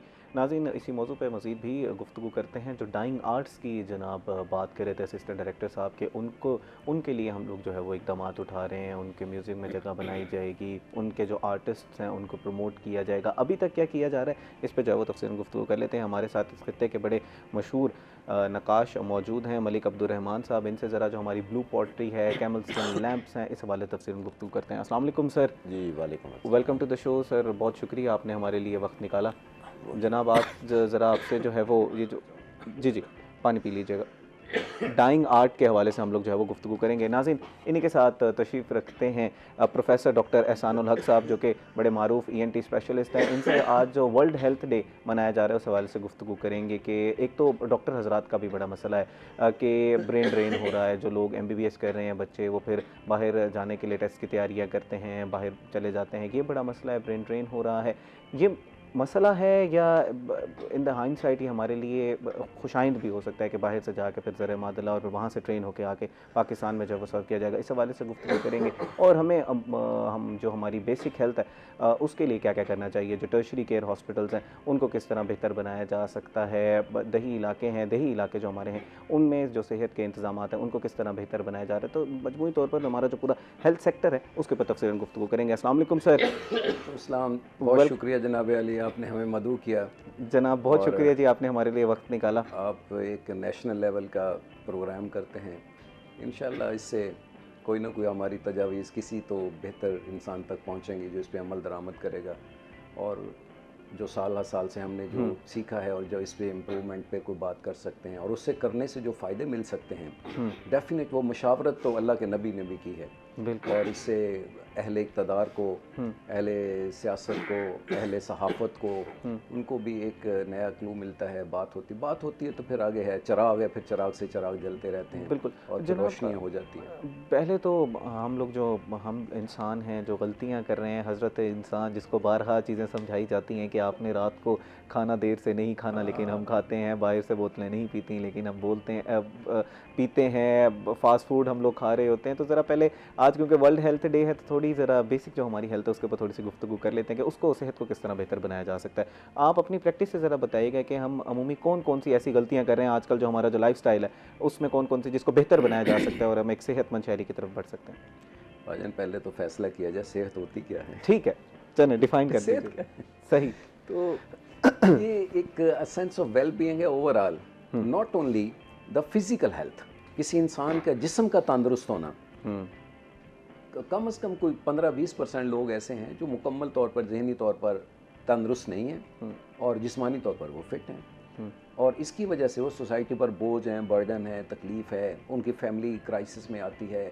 तो ये मेंटल एंड फिज़िकल दोनों एस्पेक्ट जब हेल्दी हैं तो तब आप सेहतमंद हैं। ये बड़ा अहम फैक्टर है इसका। और दूसरा ये है कि जो अभी आपने जिक्र किया है कि हमारा लाइफस्टाइल, वो डेफिनेटली हमने तो चकाचौंध रोशनियों में आ गए हैं हम। कुदरत ने जो स्टाइल दिया है हमें, उसने तो एक वाज़े बय्यन उसूल बयान कर दिया। वजालना लैला लिबासा वजालना नहारा माआशा। दिन हो जाए, रोशनी हो जाए, मैं सूरज निकाल दूं तो अपनी मईशत के लिए, मुआश के लिए काम करना शुरू कर दो। सही। दिन ढल जाए, रोशनी ख़त्म हो जाए तो रात हो जाए तो अपनी चीज़ों को छुपा दो, बंद कर दो, सो जाओ। साइंस ने ये नोट किया है कि the people who sleeps 2 hours after sunset, सूरज गुरूब होने के बाद 2 घंटे के बाद जो लोग नींद की हालत में चले जाते हैं, उनका दिन भर का कलेक्टेड डाटा टेम्परेरी मेमोरी से परमानेंट मेमोरी में शिफ्ट हो जाता है। और वो ज़ाया नहीं होता। जैसे आपने कंप्यूटर पे कोई काम किया, करते रहे और उसको सेव किए बगैर उठ के चले गए, तो देयर इज़ नथिंग। अगर आपने उसको डिलीट होने से बचाना है तो उसको सेव करके उठना पड़ेगा। तो नेचर की जो सेव करने की टाइमिंग्स हैं वो ये वाली हैं। सही। बशर्ते के आपकी नींद का जो सेशन है वो 70 to 90 मिनट्स का हो पहला, फिर वो कम होते जाते हैं। और दूसरा, उस दौरान आपको ऑक्सीजन की जिस्म के अंदर, टिश्यूज़ के अंदर, नाखून के अंदर जो सप्लाई जा रही है should be more than 90%। Okay. अगर किसी का सांस का रास्ता बंद है, रुकावट है, गले में मसाइल हैं, सीना बंद है, सांस के दमे के मसले हैं, हार्ट के मसले हैं, तो उसको कंपैरेटिवली वो वाली एज हासिल नहीं होता है। और ये स्टूडेंट्स के पॉइंट ऑफ व्यू से बड़ा अहम है। हाँ, जो रात को जाग रहे हैं और जो रात को जाग रहे हैं, कुदरत की सिस्टम को तोड़ देते हैं, जो बेसिक हमारा सर्केडियन रिदम और है फिर सिस्टम उसको तोड़ देता है, फिर कुदरत उसको तोड़ के उधर फेंकती है। इंतहा की मेहनत के बावजूद वो अपने टारगेट्स और गोल्स अचीव नहीं कर पाते। उसके पीछे कहानी यही होती है कि ये तो नहीं है कि वो बच्चा मेहनती नहीं है, उसका दिमाग नहीं है, ज़हन नहीं है, बट उसने उस सिस्टम को तोड़ा हुआ है। और जिस वक्त उसको अपना डाटा सेव करना है, नंबर 1, नंबर 2, इस दौरान यही वो टाइमिंग्स हैं जिसमें हम अपनी जिस्म की VATL को सिस्टम आइडेंटिफाई करता है। सर्कुलेशन में osteoclast and osteoblastic activity maximum होती है। हमारे टिश्यूज़ की रिपेयर की जाती है, मरम्मत की जाती है। गाड़ी के जो 2 तरह की, एक प्रिवेंटिव मेजर्स लिए जाते हैं, ये ख़राब होने वाली चीज़ है, इस गाड़ी की ट्यूनिंग ड्यू है, इसको कर लो। नंबर 2, जो हो चुका है डैमेज, उसकी रिपेयर कर लो। तो अगर आप उस दौरान, हाँ, इमरजेंसी मेजर तो आप किसी भी वक्त सोएंगे, आपने जो लोग दिन में यहाँ सोते हैं आप उनको देखें तो उनके चेहरे पर वो हशाश और वो बशाशत और वो चीज़ें वो नापेद होती हैं। बिल्कुल बिल्कुल बिल्कुल सही बात। बल्कि आपको पता चल जाता है चेहरा देख के कि ये बंदा फजर की नमाज़ पढ़ के आया है या 9 बजे उठ के आया है, उसका चेहरा लटका होता है। फजर वाले के चमक रहा बिल्कुल ऐसी सही बात है जनाब। जैसे आप बता रहे हैं कि अगर हम नेचर के ख़िलाफ़ जाते हैं, वो जो अल्लाह ताला ने हमारे अंदर बायोलॉजिकल क्लॉक रखा हुआ है, जो हमारा सर्केडियन रिदम है, उसके ख़िलाफ़ अगर हम जाते हैं तो फिर हमें उसका खमियाजा भुगतना पड़ता है। लेकिन फिर हम बचपन से तो ये बातें सुनते हुए आ रहे होते हैं ना कि वो तो बच्चा रात रात को जाग जाग के पढ़ता था। आप मेडिकल के शोबे के हज़रात तो ज़्यादा बेहतर जान सकते हैं कि पढ़ाई कितनी ज़रूरी है। अगर वो नहीं करेंगे तो फिर उसमें हमें फिर मार्क्स उतने नहीं आएंगे, फिर दाखिले नहीं होंगे। तो ये मसाइल तो हैं स्टूडेंट्स के लिए। क्योंकि आपने स्टूडेंट्स की बात की तो फिर मैं उसी पॉइंट ऑफ व्यू से आपसे बात कर रहा हूँ। एक फिर दूसरा, कितने घंटे की नींद हमारी होनी चाहिए आइडियली? क्योंकि कुछ लोग कहते हैं कि 6 घंटे की होनी चाहिए, कुछ 8 घंटे की होनी चाहिए, फिर डीप स्लीप में जाने के लिए हमें कितने घंटे चाहिए, तो इस पर भी ज़रा बता दीजिएगा। कहा यह जाता है कि 6 से 8 घंटे की नींद इनफ है। अच्छा, ये जो छोटे बच्चे हैं वो तो 12 घंटे सोते हैं। फिर कुछ हैबिट्स होती हैं लोगों की, वो कहता है मेरी नींद अगर 1 घंटा कम हो जाए तो फिर मेरे सर में दर्द होता है, मेरी तबीयत ठीक परफॉर्म नहीं सही नहीं होती। कर पाता। अच्छा, कुछ लोग आपने देखा, आप जब इमरजेंसी ये कर रहे होते हैं, इलेक्शन की ड्यूटियां कर रहे होते हैं तो पूरे 2-2 दिन जाग रहे होते हैं, फिर 2 दिन 3 दिन जाके सोए ही रहते हैं जी। वो जो पुराना बैकलॉग जमा हो जाता है नींद का, तो वो जिस्म उसको पूरा कर रहा होता है। तो औसतन नंबर 1 ये पर्सन टू पर्सन वेरी करती है।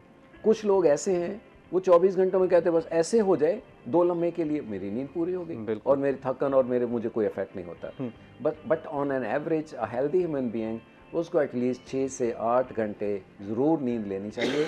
और इसका ड्यूरेशन कब होना चाहिए? आप 2 बजे उठ जाओ, 3 बजे उठ जाओ। हमारे जिस्म में the level of catecholamines are peak level in between 2 to 6 AM। Okay. जो 2 से लेके 6 बजे का दौरानिया है, इसके अंदर हमारा जिस्म के अंदर वो हैं ट्रिगरिंग फैक्टर जो ट्रिगर करते हैं फाइट को, फ्लाइट को। ये जितने छापे मारे जाते हैं, जितने हमले किए जाते हैं, आप इनको देखो, ये इस दौरान मैनेज किए जाते हैं। जितनी इंसानी एक्टिविटी फिजिक, जो 4 बजे बंदा एक 5-6 फुट की दीवार को छलांग लगा सकता है, दिन में शायद वो तसव्वुर भी नहीं कर सकता। अच्छा। उसका जिस्म उसका साथ नहीं देता, उसके अंदर पावर एनर्जी प्रोड्यूस नहीं करता। अगर आपने कोई इंटेलेक्चुअल वर्क करना है, कोई क्रिएटिव एक्टिविटी करनी है, ये नकाश साहबान बैठे हुए हैं, इनको पक्का अंदाज़ा है कि मुझे एक नई जो चीज़ तख्लीक करनी है, मुझे किस वक्त 2 बजे से 6 बजे के दरमियान। ये वो 4 घंटे हैं। अगर कोई बच्चा इसको अवेल करता है, कोई बड़ा अवेल करता है, वो बच्चा जिसकी हिफज में सबकी भूल जाती है, उसको कल वाला सबक याद नहीं रहता, हम उसकी गारंटी करते हैं वो फजर से 1 घंटा पहले उठे, सिर्फ 1 घंटा एनफ। अगर कोई बंदा इस दौरान 3 आवर्स यूज़ करता है मॉर्निंग के, फिर बाकी बिल्कुल बेशक सारा दिन ना पढ़े, मैं देखता हूँ दुनिया का कौन सा एग्जाम उसका फेल होता है, हो ही नहीं सकता। बहुत ही बेहतरीन आपने ये जो है वो मशवरा दे दिया। अच्छा, इसमें फिर हमने स्लीप की बात कर ली है, थोड़ा सा कैलोरीज की और एक्सरसाइज की भी बात करते चलते हैं, और उसके बाद फिर आपका जो ENT का शोबा है उसकी तरफ हम रुख करेंगे। कैलोरीज बता दीजिएगा कि आइडियली एक इंसान को कितनी कैलोरीज चाहिए होती हैं अपना डे टू डे टास्क जो है वो उसको परफॉर्म करने के लिए, और जो एज वाइज बता दीजिएगा, फीमेल और मेल के हवाले से भी, और एज वाइज भी ज़रा बता दीजिएगा कि बच्चों को कितनी कैलोरीज चाहिए, जवान को कितनी कैलोरी चाहिए, और बुढ़ापे में जो शख्स है उसको कितनी कैलोरीज चाहिए, और बीमार को कितनी कैलोरीज चाहिए, इसमें वो भी ऐड कर दीजिएगा। अच्छा, एक ये न्यूट्रिशनल एलिमेंट है बेसिकली, लेकिन हमें भी इसका बहुत सारा अंदाज़ा होता है। हम इसका एवरेज करते हैं कि 28 कैलोरीज पर केजी बॉडी वेट के हिसाब से इसको कैलकुलेट कर लिया जाता है। ओके। और ये है एक हेल्दी यंग अडल्ट की। बच्चों की चूँकि ग्रोइंग एज है तो उनको हम कहते हैं आप 40 कैलोरीज 45 कैलोरीज पे लेके जाएं जब तक उनकी अडल्टहुड अचीव नहीं हो जाती। उनकी बेसिक रिक्वायरमेंट्स नहीं पूरी हो जाती, उनके जिस्म के अज़ा, उनको जैसे बिल्डिंग बन रही है तो उसमें उसको ब्रिक्स और ईंटें पत्थर चीज़ें हैं, essential amino acids, essential fatty acids और बहुत सारी चीज़ें रिक्वायर होती हैं। और ये हैं एक हेल्दी लाइफ के लिए। और दूसरी बात ये कि जो बीमार के नुकसान हो चुका होता है तो उसकी नुकसान की कंपनसेशन के लिए आपको कुछ अजाफी कैलोरीज उसको देनी पड़ती हैं। तो उसके लिए हम 40 किलो कैलोरीज का एक कम एवरेज हम एक कैलकुलेशन करते हैं कि अच्छा ये बीमारी से उठे हैं तो इनको आप ये कर देंगे तो ये जल्दी रिकवरी में आ जाएंगे। सही। और इसी के साथ सर उसका भी बता दीजिएगा एक्सरसाइज का कि डेली कितनी एक्सरसाइज करनी चाहिए। कोई 10,000 स्टेप्स जो हम सुन रहे होते हैं वो काफ़ी हैं? सर जी इसमें ये एनफ है। अच्छा, ये भी वेरी करता है। ठीक। जो लोग शुरू करते हैं एक्सरसाइज को, वो कभी कभार तो 5 मिनट के बाद, 10 मिनट के बाद, 1000 कदम चलने के बाद, 2000 के बाद कहते हैं मेरी तो बस हो गई। अच्छा, जब इसको कोई बंदा प्रोसेस को शुरू कर लेता है तो उसको फिर इसके साथ मज़ा आने लगता है। हाँ। जो लोग जिम करते हैं उनको बड़ा अच्छी तरह अंदाज़ा है कि वो पहले कितनी दफ़ा कोई मूवमेंट्स करते हैं और फिर उनका दिल चाहता है यार तो मैं पीछे वेट बढ़ा लूँ, मैं नंबर ऑफ मूवमेंट्स इंक्रीज़ कर लूँ, क्योंकि जैसे जैसे जिस्म के अंदर पेन का एलिमेंट आना शुरू होता है ना, हल्की सी थकन का एलिमेंट आना शुरू होता है, उसके साथ गेन का एलिमेंट आता है। अगर उसने अपने मसल बनाने हैं, अपने अच्छा एक्सरसाइज के साथ होता क्या है, 25-30 फैक्टर हैं जो सेरोटोनिन सिक्रीशन में हेल्पफुल होते हैं, जिसमें सूरज को देखना, हंसना, सुकून से बात करना, जिक्र अस्कार करना, मेडिटेशन करना, अर्ली मॉर्निंग उठना, एंड वन ऑफ देम जो पावरफुल फैक्टर है वो है एक्सरसाइज। और एक्सरसाइज आपको प्लेयर दे रही है तो करो, बट इसकी भी हर चीज़ की एक लिमिट है, जैसे खाने की लिमिट है। हाँ। कुरान खाने के लिए कहता है कुलू वशरबू वला तसरफू, और इसराफ ना करो, खाओ पियो। एक्सरसाइज भी अगर आपकी बॉडी वज़न उठा सकती है 10 किलो, आप उस पर 20 किलो डाल दोगे तो मसल के जो रेशे हैं वो टूट जाएंगे, टूटना शुरू हो आपको फ़ायदे की बजाय नुकसान देना शुरू कर देंगे। एक्सेस ऑफ एवरीथिंग बैड हम लोग सुनते आ रहे हैं। तो नाज़रीन, जो जो चीज़ें सर ने बताई हैं, जिसमें हमने जो जिन चीज़ों का एहतियात करनी, सर्केडियन रिदम है, नेचुरली जो चीज़ें अल्लाह ताला की तरफ से बताई जा रही हैं उसको फॉलो करना है, अपनी कैलोरीज़ का ध्यान रखना है जो हेल्दी पर्सन के लिए जनाब ने बताई, और इसी के साथ सबसे इंपॉर्टेंट चीज़ एक्सरसाइज का ध्यान रखना है। और जिस तरह मैंने अपने इब्तदाई में बात की थी कि जितनी गलतियाँ हो गई हैं पहले हमसे भूल जाएँ, आज वर्ल्ड हेल्थ डे है, आज के बाद आगे से हमने कोशिश करनी है कि हमसे वो गलतियाँ ना हो। नाज़रीन, अभी वक्त हुआ एक ब्रेक का, ब्रेक के बाद आपसे मिलते हैं, हमारा इंतज़ार कीजिएगा। वेलकम बैक नाज़रीन। ब्रेक पर जाने से पहले हम लोग डॉक्टर साहब से बात कर रहे थे कि हमारी जो ज़िंदगी है उसमें आइडियल हमारी रूटीन क्या होनी चाहिए, जिससे फिर हम अपनी सेहत का ख्याल रख सकते हैं, और अल्लाह ताला की तरफ से जो हमें चीज़ें बताई गई हैं उसके मुताबिक अगर हम ज़िंदगी गुजारेंगे तो हम किस तरह अपनी सेहत का जो है वो ख्याल रख सकते हैं।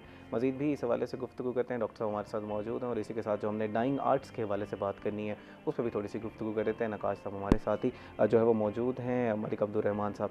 जनाब, अभी थोड़ी सी वेदर की सूरत हाल जान लेते हैं कि कुछ 3-4 हफ्तों से हम लोग देख रहे हैं कि मुल्तान का वेदर बहुत अच्छा हुआ है। हसन मलिक साहब हमारे साथ मौजूद हैं, आज के वेदर की सूरत हाल जान लेते हैं। जी हसन, क्या सूरत हाल है जी वेदर की? जी त्यामा शहरियोलिया मुल्तान और गिरदो नवा के अगर आज के मौसम के हवाले से बात की जाए तो मुल्तान शहर का मतला बादलों की लपेट में रहता हुआ दिखाई दे रहा है। मतला जहाँ एक जानिब अबर आलूद है तो वहीं दूसरी जानिब हल्की हवा चलने की वजह से मौसम भी कदरे बेहतर और खुशगवार रहता हुआ दिखाई दे रहा है। नशीबी इलाकों में जहाँ बारिश के बाद से पानी खड़ा है तो वहीं हल्की हवा चलने की वजह से मुल्तान शहर के बासियों के चेहरों पर रौनकें भी रहती हुई दिखाई दे रही हैं। ओवरऑल अगर मौसम के हवाले से बात की जाए तो ओवरऑल मुल्तान के साथ साथ जनूबी पंजाब और पूरे मुल्क भर में चूँकि बारिशों का नया सिलसिला दाखिल हुआ है तो बारिशों के नए सिलसिले के बाद से जहाँ एक जानिब अपर पंजाब में भी बारिशों के साथ साथ बर्फ़बारी रहती हुई दिखाई दे रही है, तो वहीं दूसरी जानिब मुल्तान में और जनूबी पंजाब में भी बारिशों के नए सिलसिले की वजह से मौसम कदरे बेहतर रहता हुआ दिखाई दे रहा है। महकमा मौसमियात की जानिब से ये कहा जा रहा है कि मज़ीद 2 रोज़ तक भी मुल्तान शहर का मौसम इसी तरीके से रहता हुआ दिखाई देगा। मतलब जुज़वी तौर पर अबर आलूद होगा, आसमान पर हल्के फुल्के से आप बादल होंगे, हवा में नमी का तनासुब कदरे बेहतर है जो कि 90% तक रिकॉर्ड किया गया। जबकि एयर क्वालिटी इंडेक्स की बात की जाए तो एयर क्वालिटी इंडेक्स 74 पॉइंट्स पर रिकॉर्ड। बूंदाबांदी होने की वजह से मौसम कदरे बेहतर और खुशगवार रहता हुआ दिखाई देगा, और इसके साथ साथ हल्की हवा चलने की वजह से मुल्तान शहर का दर्जा हरारत भी नुमाया हद तक कम रहता हुआ दिखाई देगा। जी बहुत शुक्रिया हसन मलिक साहब, आपने तफसीलन आगाह किया कि आज क्या सूरत हाल है वेदर की। नाज़रीन, जिस तरह हसन बता रहे थे कि वेदर काफ़ी खुशगवार है तो एंजॉय कीजिएगा इस वेदर को। कुछ समोसे पकोड़े और जो चीज़ें हैं आप लोग पिकनिक शिकनिक पे जाइएगा, और अगर आप हमें भी दावत देना चाहते हैं तो आप मुझे भी बुला लीजिएगा। और मैं कब से कह रहा हूँ कि बेहतरीन मौसम है लेकिन आप लोगों की तरफ से कोई दावत नहीं आई, आप हमारे प्रोडक्शन टीम को भी बुला सकते हैं, तो हम आपका इंतज़ार कर रहे हैं। इसी के साथ अपनी सेहत का भी ख्याल रखिएगा कि ये जो मौसम होता है जिसमें एंजॉय हम कर रहे होते हैं लेकिन फिर हमारी बदएहतियातियाँ होती हैं और फिर उसके बाद हमें अपनी सेहत जो है वो ख़राब हो जाती है। फिर जनाब जो एहसानुल हक साहब हमारे साथ बैठे हैं, इनके चक्कर हमें लगाने पड़ते हैं कि जनाब कोई एंटीबायोटिक हमें लिख के दे दें।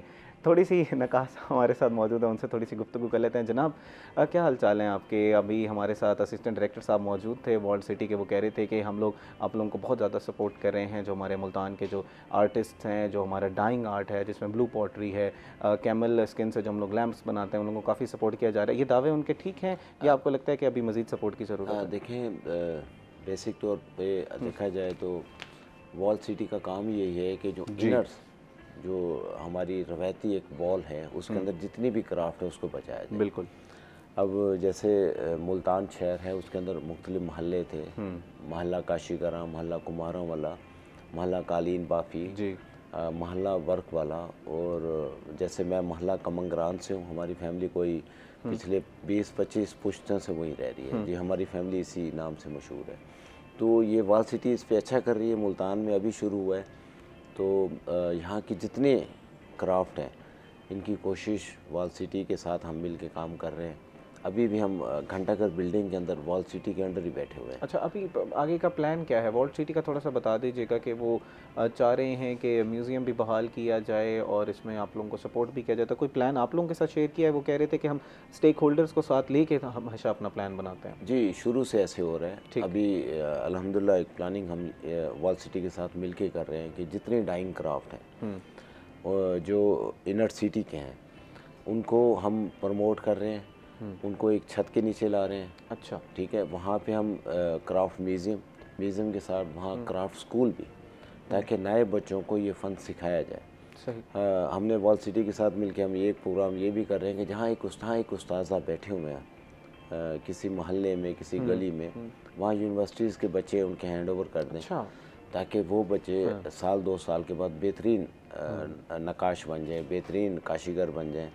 अच्छा, ये प्रोजेक्ट मैंने इस्तांबुल में भी देखा है, उज़्बेकिस्तान में भी देखा है, इंडिया में भी है, चाइना में भी है, कि उन्होंने जितने भी अज़रबैजान बाको उन्होंने जितने भी ये ट्रेडिशनल रवायती क्राफ्ट हैं उनको ज़िंदा इसी तरह किया है, यूनिवर्सिटीज़ के अंदर एज ए सब्जेक्ट लगा दिया है, और जो सीनियर उस्ताद हैं उनको एज ए प्रोफेसर बिठा के उनकी मदद से, क्योंकि अब मेरी फैमिली का कोई 13-14 पीरियड का एक्सपीरियंस है, तो वो अगर आगे नए बच्चों को शेयर किया जाए। इसमें जो हमारा जो बहाउद्दीन ज़िक्रिया यूनिवर्सिटी है उसके अंदर एक पूरा शोबा है मुल्तान कॉलेज ऑफ आर्ट्स, जिसमें इस तरह की चीज़ें सिखाई जाती हैं और काफ़ी अरसे से सिखाई जा रही हैं, तो वहाँ पर तो ये पहले से मौजूद है? जी बिल्कुल, मैं बाकायदा वहाँ नक्काशी आर्ट, जी रीजनल क्राफ्ट पर आता हूँ, और MCB है, NCA Lahore, Indus valley Karachi, बल्कि अब तो जब मैं लंदन गया तो Prince Charles art and craft school, वहाँ से बाकायदा 2 से 3 स्टूडेंट्स आते हैं जो हमारे साथ एक प्रोडक्ट डिज़ाइन करते हैं।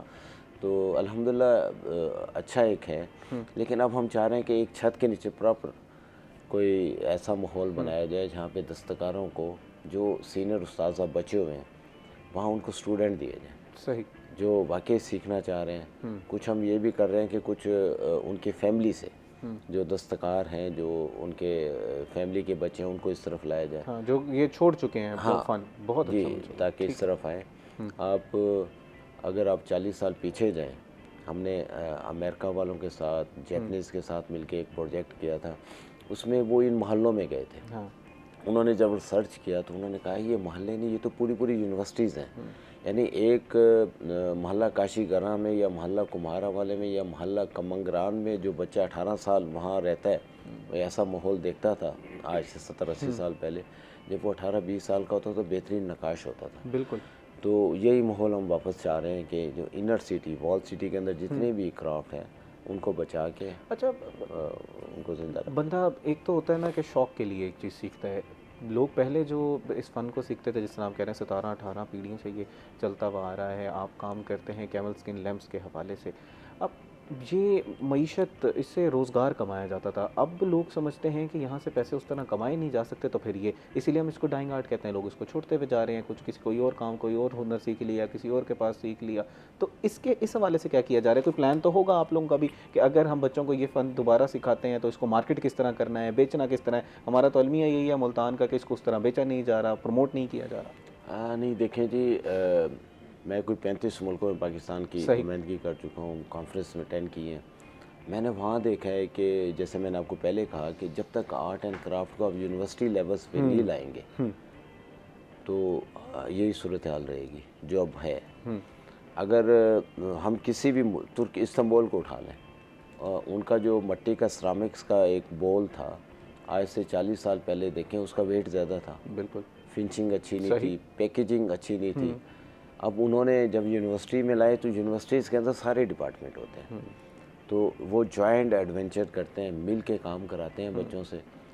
तो मार्केटिंग भी हो रही होती है, पैकिंग भी हो रही होती है अच्छी, हर डिपार्टमेंट अपनी अपनी जिम्मेवारी लेता है, और डिज़ाइनर डिज़ाइन भी कर रहे होते हैं। अब आप जैसे अब कनाडा के लोग हमें कहें कि आप हमें जो डिज़ाइन करके दें कोई पीस, तो उसमें रंगीनियत ज़्यादा हो, रंग ज़्यादा हो, क्योंकि वो सारा साल बर्फ़ देखते हैं। अब वही जैपनीज़ आपको कहेंगे हमें छोटा पीस दें, हमारे घर वहाँ छोटे हैं। तो जब आप उनके मुताबिक चीज़ें नहीं बनाएंगे तो मार्केटिंग में आप रह जाएंगे, जैसे अभी है सूरत हाल। सही।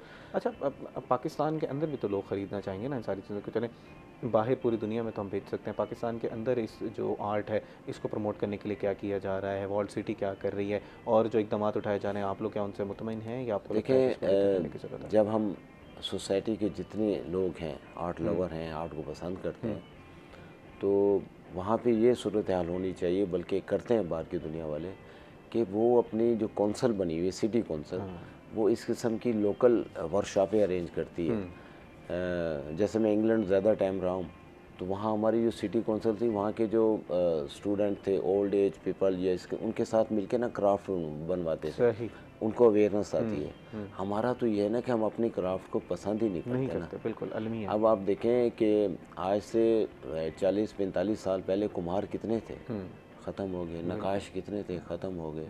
जब आप प्लास्टिक की चीज़ें छोड़ के हैंडमेड शूज़ पहने, खुसा पहने, एम्ब्रॉयडरी वाला पहने, फ़ख्र के साथ, बिल्कुल। तो आप माशाल्लाह जब आप अपनी तहज़ीब के करीब आएंगे तो बिज़नेस भी बढ़ेगा, नए लोग भी काम की तरफ आएंगे। नए लोग भी काम की तरफ आएंगे। अच्छा, इसमें ये बताइएगा कि हमें जो आर्टिस्ट्स हैं उनको भी तो जिद्दत इख्तियार करने की ज़रूरत है ना। अगर हम पुराने तरीक़ों से बनाते रहेंगे तो लोग फिर उसकी तरफ अट्रैक्ट नहीं होंगे। तो इस हवाले से ज़रा बताइएगा कि हमारे जो आर्टिस्ट हैं जो पुराने थे उनको किस तरह सिखाने की ज़रूरत है। एक यूनिवर्सिटी के हवाले से तो आपने बता दिया कि तालीम की ज़रूरत है, तो वो तो आप स्टूडेंट्स को उनकी तरफ लेके जा रहे हैं ना, उनकी अपनी तालीम के लिए क्या किया जा रहा है?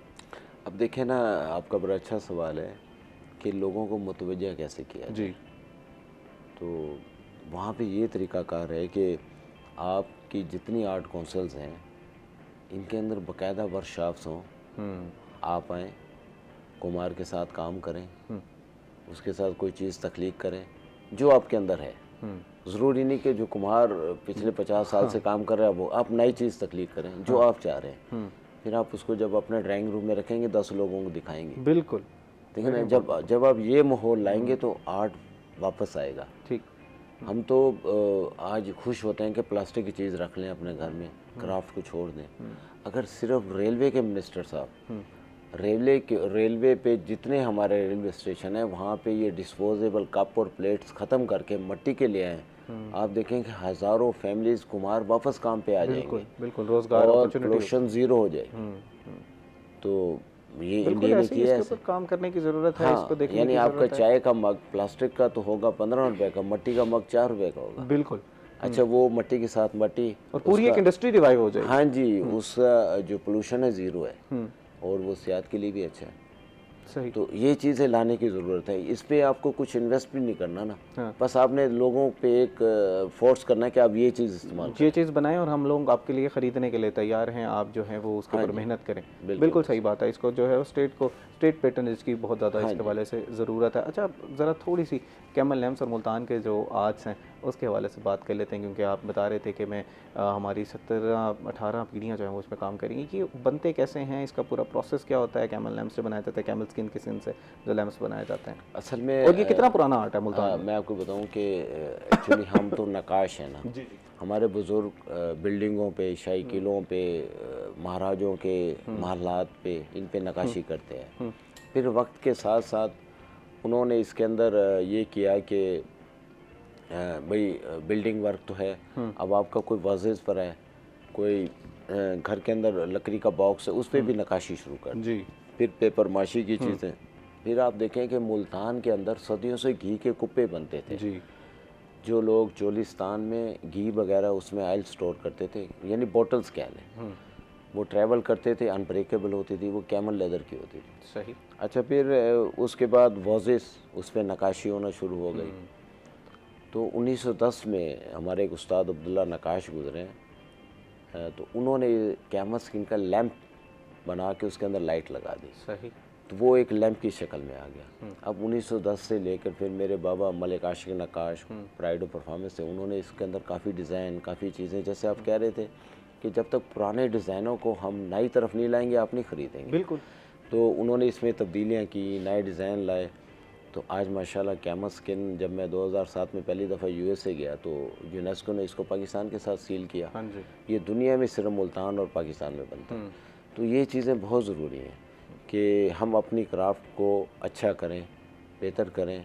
बहुत अच्छी मार्केट है दुनिया में। लास्ट टाइम मैं रियाज था सऊदी अरेबिया में, आप यकीन करें कि लोग हमारे से लैंप यानी रखवा के गए, हमारा स्टॉल खाली हो गया था।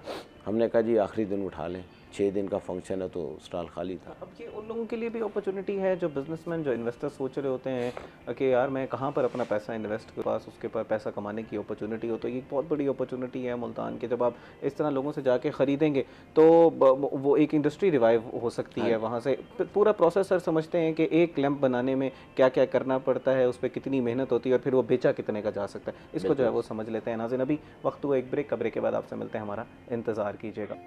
वेलकम बैक नाजरीन। ब्रेक पे जाने से पहले हम लोग ये जो डाइंग आर्ट्स हैं मुल्तान की, उसके हवाले से तफसील गुफ्तगू कर रहे थे और स्टेट उस हवाले से क्या कर रही है। जैसे जनाब ने बताया कि वॉल्ट सिटी जो है वो काफ़ी अच्छा काम कर रही है और उनके जो इक़दाम हैं उनसे मुतमईन है। मज़ीद भी जो कैमल स्किन लैंप्स हैं उस हवाले से आज हम ज़रा बात करेंगे कि इसका पूरा प्रोसेस क्या होता है और कितने दिनों में बनता है और बेचा कितने का जा सकता है, ताकि थोड़ी सी ये जो इंडस्ट्री है इसको रिवाइव करने में हम भी अपना थोड़ा सा हिस्सा डाल दें। जनाब हमारे साथ मौजूद हैं, इनकी मौजूदगी का मुकम्मल हम लोग जो फ़ायदा उठाएँगे। प्रोफेसर साहब की तरफ ज़रा चलते हैं। प्रोफेसर साहब, आज क्योंकि वर्ल्ड हेल्थ डे है, ज़रा ये बताइएगा कि हम ये बुनियादी बातें तो रोज़ सुन रहे होते हैं कि इस तरह करना चाहिए, अपनी सेहत का इस तरह ख्याल रखना चाहिए, आप लोग भी हमारे प्रोग्राम्स में आके बता रहे होते हैं, तो ये वर्ल्ड हेल्थ डे मनाने का मकसद क्या है?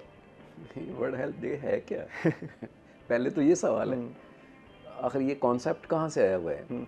1948 में यूएनओ का आगाज़ हुआ, उसके अंदर एक वर्ल्ड हेल्थ असेंबली डिज़ाइन की गई 7 अप्रैल को, और पहली दफ़ा वर्ल्ड हेल्थ डे जो है वो 1950 में मनाया गया। ये बेसिकली ये बताता ये है कि WHO वर्ल्ड हेल्थ ऑर्गेनाइजेशन ने किस दिन काम करना शुरू किया था फॉर द ह्यूमैनिटी, और उसकी जो लिविंग स्टैंडर्ड चीज़ें, उसके बेनिफिट्स और उसके एडवांटेज डिसएडवांटेज की अवेयरनेस कैसे क्रिएट करनी है इन द वर्ल्ड, ताकि ये हमारी दुनिया खूबसूरत हो जाए, इसको बीमारियों से पाक किया जा सके। अब उसके लिए बेसिक प्रिंसिपल डिज़ाइन किए गए, मुख्तलिफ शोबे बनाए गए, उसके अंदर मुख्तलिफ बीमारियों पे काम किया गया, यूनेस्को बनाई गई जो बच्चों पर काम कर रही है, इसी तरह से और इदारे बनाए गए। किसी साल हमने मलेरिया पे काम किया, हमने कहा इस साल ये हमारा जो है ये मलेरिया का दिन है, किसी साल हमने कहा ये टीबी का दिन है, किसी दिन हमने कहा ये मी एंड माई हेल्थ का दिन है, और ये मुख्तलिफ हर साल हमने उसको एक डेडिकेट करते रहे कि एक जुमले पर कि हमने यहाँ पर काम करना है, और इस काम पर फिर ऐसे नहीं कि इसको छोड़ दिया जाता है, उस पर फोकस किया जाता है। उस फोकस का नतीजा ये निकलता है कि इस वक्त दुनिया में मलेरिया ऑलमोस्ट 65% कम हो चुका है, टीबी 45% ख़त्म हो चुकी है, बल्कि ख़त्म ही हो चुकी है। ये जो इम्यूनाइजेशन के प्रोग्राम्स आए हैं जिसमें बदकिस्मती से पाकिस्तान में हम उस पर प्रॉपर इम्प्लीमेंट नहीं कर सके, और हमारे यहाँ कोई ना कोई नया केस पैदा होता रहता है, कभी डिफ्थीरिया आ जाता है कोई ना कोई केस, या कोई और चीज़ आ जाती है, मीज़ल मम्प्स के हवाले से चीज़ें आ जाती हैं।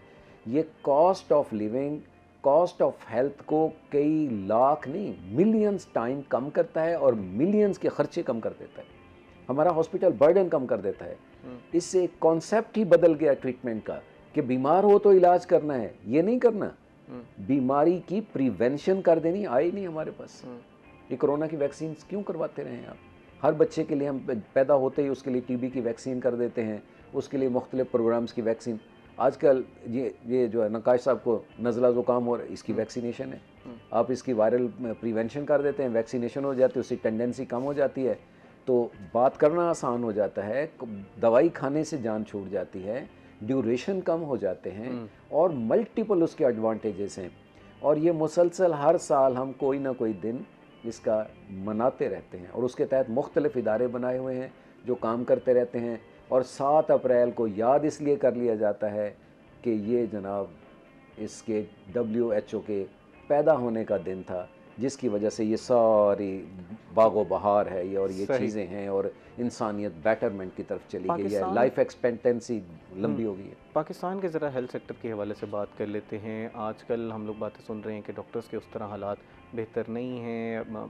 अक्सर औकात ये बात की जा रही है कि जॉब्स नहीं हैं, बच्चे ब्रेन ड्रेन हो रहा है। पहले ये बताइएगा कि वाकई ये मसाइल हैं या अब बस मिस इन्फॉर्मेशन है या डिस इन्फॉर्मेशन है? अगर ये डिस इन्फॉर्मेशन होती तो मेडिकल कॉलेजेस के एडमिशन ना पूरे हो जाते हैं। हाँ। हमारी कैफियत ये है कि हमने इस शोबे को दो फैक्टर बहुत अहम है इसके, फाइनेंशियल फैक्टर बहुत अहम है और रिस्पेक्ट का फैक्टर बहुत अहम है। सही। एक तो हमने रिस्पेक्ट देनी बंद कर दी है डॉक्टर्स को। मुआशरे के अंदर खून खराबे का दौर है और जो खून इकट्ठा करके खून टेस्ट करके खून की बीमारियों से बचाए उसकी कौन इज्जत करे। जब आप ये करना शुरू कर देंगे, खराबे की तरफ चले जाएंगे खून से, तो मसाइल पैदा हो जाएंगे। अब डॉक्टर के साथ मारपीट करना, बदतमीज़ी करना, चीज़ें करना, उसका इफेक्ट क्या आया कि एक बच्चा 5 साल नहीं 11-12 साल इंतहा की मेहनत करने के बाद एक अनपढ़ और जाहिल के साथ गुफ्तगू कर रहा होता है और वो उसको मार रहा होता है या उसके साथ कोई उसको मिसबिहेव कर रहा होता है। उस पर इफ़ेक्ट ये आता है कि अगला जो बेपनाह जहानत का एक बच्चा पीछे बैठा हुआ है और जिसके पास वसाइल भी हैं, वो सब कुछ करके इस स्टेज पर क्यों आए?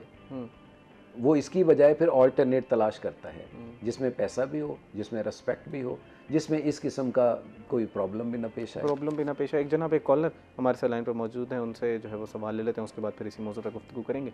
अस्सलाम वालेकुम जी, अपना नाम बताइएगा और सवाल कीजिएगा। भाई कैसे हैं आप? मोहम्मद शकूर खान बात कर रहा हूँ ईसा खेल से। जी जनाब। डॉक्टर एहसान उल हक साहब बहुत अच्छी हेल्थ के हवाले से दे, इनको वर्ल्ड हेल्थ डे है, तो इस सिलसिले में ये कहना चाहूँगा कि मैं थोड़ा सा टाइम लूँगा हेल्थ के हवाले से भी, और जो नकाश आए अब्दुर्रहमान साहब उनके हवाले से भी मैं एक ही उसमें सवाल होगा। पहले तो मैं डॉक्टर साहब से ये बात करता हूँ कि हम हेल्थ के हवाले से बहुत अच्छी तजावीज़ भी देते हैं, लेकिन हमने स्पोर्ट्स के ग्राउंड्स जब गवर्नमेंट की तरफ से बहुत कम है या खत्म कर दिए। स्पोर्ट्स हमारी इंडोर्स गेम आ गई हैं। नौजवान यूथ जो है वो बैठी हुई है मोबाइल फोन पे, ठीक है जी, तो वो उसकी एक्सरसाइज नहीं होती। दूसरा, हमने साइकिलिंग बिल्कुल छोड़ दी है। हम अपना कुछ स्टेटस सिंबल समझते हैं कि कम से कम बाइक हो, मोटरसाइकिल या हमारे पास गाड़ियां हो, हम साइकिलिंग को फरोग दें, ये हेल्थ के लिए बेस्ट है। और फुटबॉल ग्राउंड्स बनाए गए, फुटबॉल बेस्ट एक्सरसाइज है हेल्थ के लिए। तो तब आपकी जो यूथ जब बुढ़ापे की तरफ जाएगी तो बहुत बेहतर होगी। और हमें हेल्दी डाइट लेनी चाहिए। देखो, हम जो ये फास्ट फूड ले रहे हैं, कोल्ड ड्रिंक्स ले रहे हैं, इससे इज्तनाब किया जाए। और ये हमारे चैनल इस सिलसिले में कह सकते हैं, आगाही कर सकते हैं कि ये इसलिए ये हेपेटाइटिस बहुत फैला हुआ है, आपका शुगर का बहुत ज्यादा फ्रस्ट्रेशन है। तो इस पे मेरे ख्याल में चैनल्स भी और डॉक्टर साहब ऐसे प्रोग्राम करें, बहुत अच्छे आपके प्रोग्राम है, ताकि यूथ को अवेयरनेस हो और इससे बचा जाए। जो हेल्थ डे मनाते हैं, लेकिन इसमें अगले साल तक देखा जाए कि कितनी इंप्रूवमेंट है। मैं साइकिलिंग को जी अप्रिशिएट करूंगा। दूसरा, अब्दुर्रहमान नकाश साहब जो बैठे हुए थे, मैं सिलसिले में कहता हूँ हमारे मियाँ वाली में इस ख्याल में नहीं है ऐसी कुछ शॉप्स यहाँ, वो बट कल्चर है। मैं बचपन में रिंजार खान जाता था, हमारी जमीनें भी हैं और मेरे इन लॉज वगैरह, तो वहाँ ये मुल्तान में जी बहुत अच्छे, हम बड़े शौक से रेलवे को देखते थे। आजकल गाड़ियां आ गई कि वो इतनी अच्छी चीजें बनी होती थी, इसको हर डिस्ट्रिक्ट में प्रमोट किया जाए। नो डाउट उसकी एक्सपोर्ट्स भी ईसा खेल साहब, बहुत शुक्रिया जी, आपने बड़ी अहम पॉइंट्स की तरफ जो है वो निशानदेही की है। इसी मौजू पे आज हम जो है वो गुफ्तगू कर रहे हैं। प्रोग्राम के जो ब्रेक से पहले हमने यही बात की कि जो बेसिक हमारी जो हेल्थ है, बेसिक हमारी जो रूटीन है, उसको किस तरह बेहतर किया जा सकता है। जनाब अब्दुर्रहमान साहब हमारे साथ मौजूद हैं, इनसे भी जो आप बात करें कि इंटरनली पाकिस्तान में किस तरह प्रमोट किया जा सकता है, उसी मौजू पर गुफ्तगू कर रहे हैं। बहरहाल आपने जो पॉइंट्स उठाए उस पर तफसीलन बात कर लेते हैं। अभी वक्त हुआ एक ब्रेक का, नाज़रीन आपसे मिलते हैं, हमारा इंतज़ार कीजिएगा।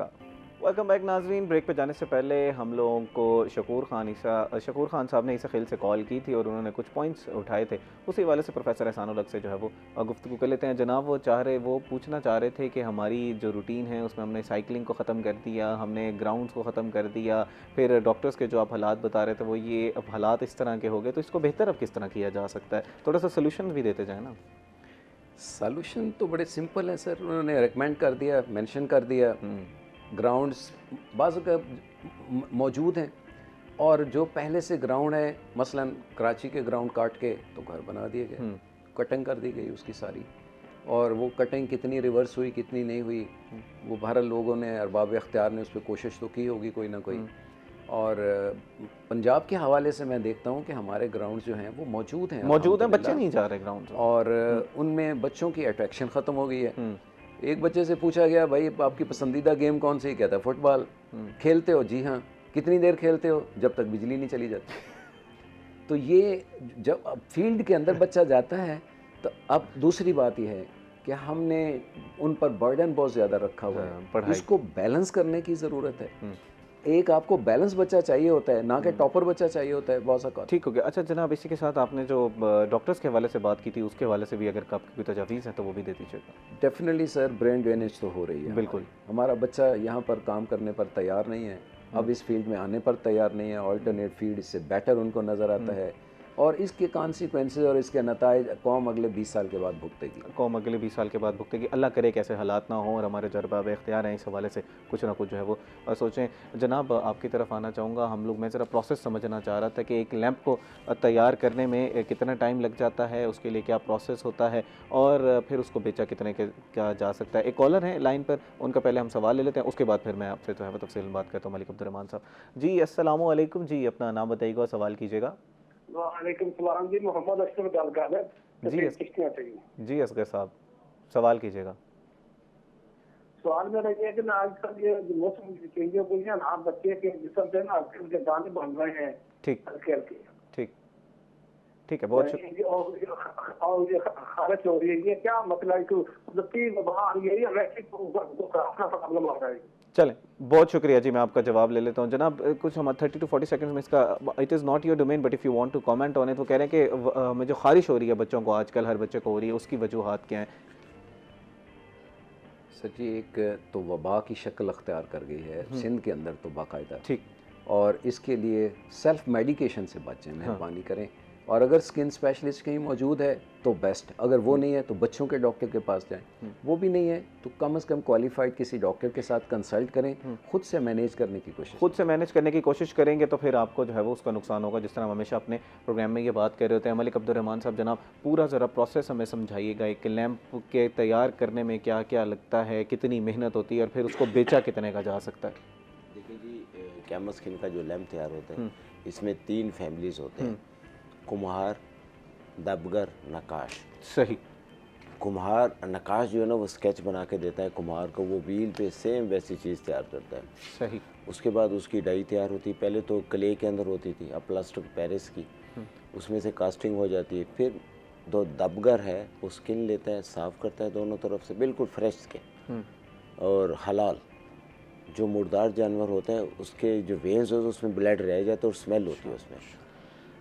तो हलाल जानवर ऊँट या भैंस, अच्छा उसको दोनों तरफ से साफ़ करके उसका कीमा बना लेते हैं। अच्छा, उस कीमे को उसी वक्त इस्तेमाल करना होता है, उस मिट्टी के मोल्ड के ऊपर लगाते हैं। अच्छा। अल्लाह ताला ने स्किन के अंदर एक गम रखी है जो इंसान की स्किन में भी होते हैं। जैसे आपका कोई कट लग जाए फ़ौरन जॉइंट मिल जाता है कुछ अर्से के बाद, इसी तरह जब वो गीली गीली स्किन वो एक दूसरे के ऊपर पैच आते हैं, वो खुश्क होने के बाद एक शक्ल दे देता है। फिर वो स्टिक मारते हैं, मोल्ड ज़ाया हो जाता है, फिर नकाश उस पर नक्श करता है। अब आप देखें मेरे पास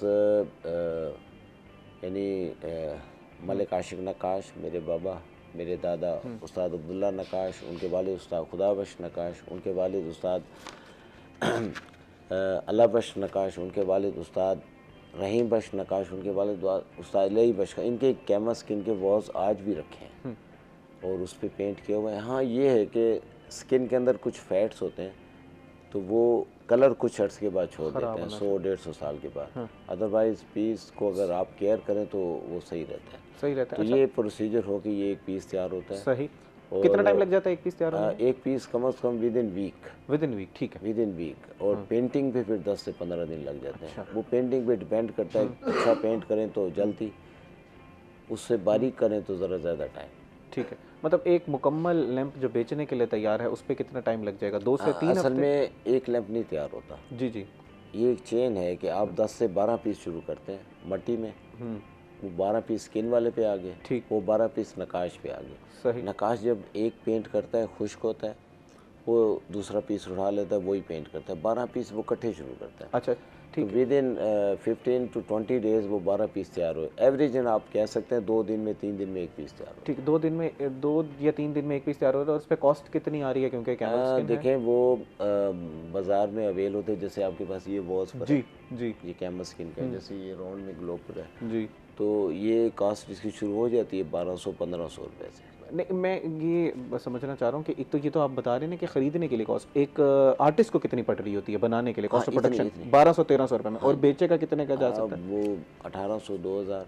1800-2000, ठीक है। और इंटरनेशनल मार्केट में कितने का बेचा जा सकता है? वो तो डॉलर्स में आ जाता है, उसकी तो बड़ी अच्छी हो जाती है। यानी ये वाला आप देखें EBM पे पड़े हैं तो कम से कम $150 का है। ओके, $150। तो अगर कोई अच्छा investor unique item, unique items में बेचा जाता है, और जिस तरह जो HC जैसे प्लेटफॉर्म्स हैं जिधर यूनिक मार्केट है, और उनको भी टारगेट किया जा सकता है, और जो कलेक्टर्स हजरात जो हैं वो जो आर्ट्स के शौकीन होते हैं वो भी इस तरह की चीज़ें जो हैं वो ढूंढ रहे होते हैं, तो उनको जो है वो इसको मार्केट किया जा सकता है, ताकि ये पूरी इंडस्ट्री जो है वो एक दफ़ा दोबारा रिवाइव हो, जिसके लिए आप बता रहे हैं कि वॉल्ट सिटी काम भी कर रहा है। मलिक अब्दुर्रहमान साहब, बहुत शुक्रिया जी, आज आपने हमारे साथ हमें समझाया कि किस तरह ये लैम्प्स जो है वो तैयार किए जाते हैं, और अपना पूरा हिस्ट्री भी बताई कि आपकी फैमिली जो है वो कितने अरसे से इस शोबे से मुंसलिक है। प्रोफेसर एहसानुल हक साहब, आपका भी बहुत शुक्रिया, आज हमने सेहत के हवाले से बड़ी सैर हासिल गुफ्तगू करने की कोशिश की, और जो तजावीज़ आपने दी हैं अल्लाह करे कि उस पर काम भी हो जाए। नाज़रीन, उम्मीद करते हैं कि आज का प्रोग्राम आपको पसंद आया होगा, और हमेशा जिस तरह हम अपने प्रोग्राम में ये बात कर रहे होते हैं कि कुछ जिम्मेदारियाँ हमारी भी हैं, हमने कुछ चीज़ों पर काम करना है और उसके बाद फिर स्टेट से मुतालबा करना है। जैसे वॉल्ट सिटी के एहलकार हमारे साथ मौजूद थे, तो वो कह रहे थे कि अवाम जब आती है तो गंद फैला के जाती है, कानून पर अमल नहीं किया जाता, तो जितना मर्जी कर लिया जाए, लेकिन अगर हमारा रवैया ऐसा होगा तो फिर स्टेट का काम करने का भी दिल नहीं करेगा। उम्मीद करते हैं नाज़रीन आज का प्रोग्राम आपको पसंद आएगा। अब आपसे मुलाकात होगी कल एक नए प्रोग्राम, एक नए टॉपिक के साथ। तब तक अपने मेज़बान तेहाम आज़म को दीजिए इजाज़त। अल्लाह निगहबान।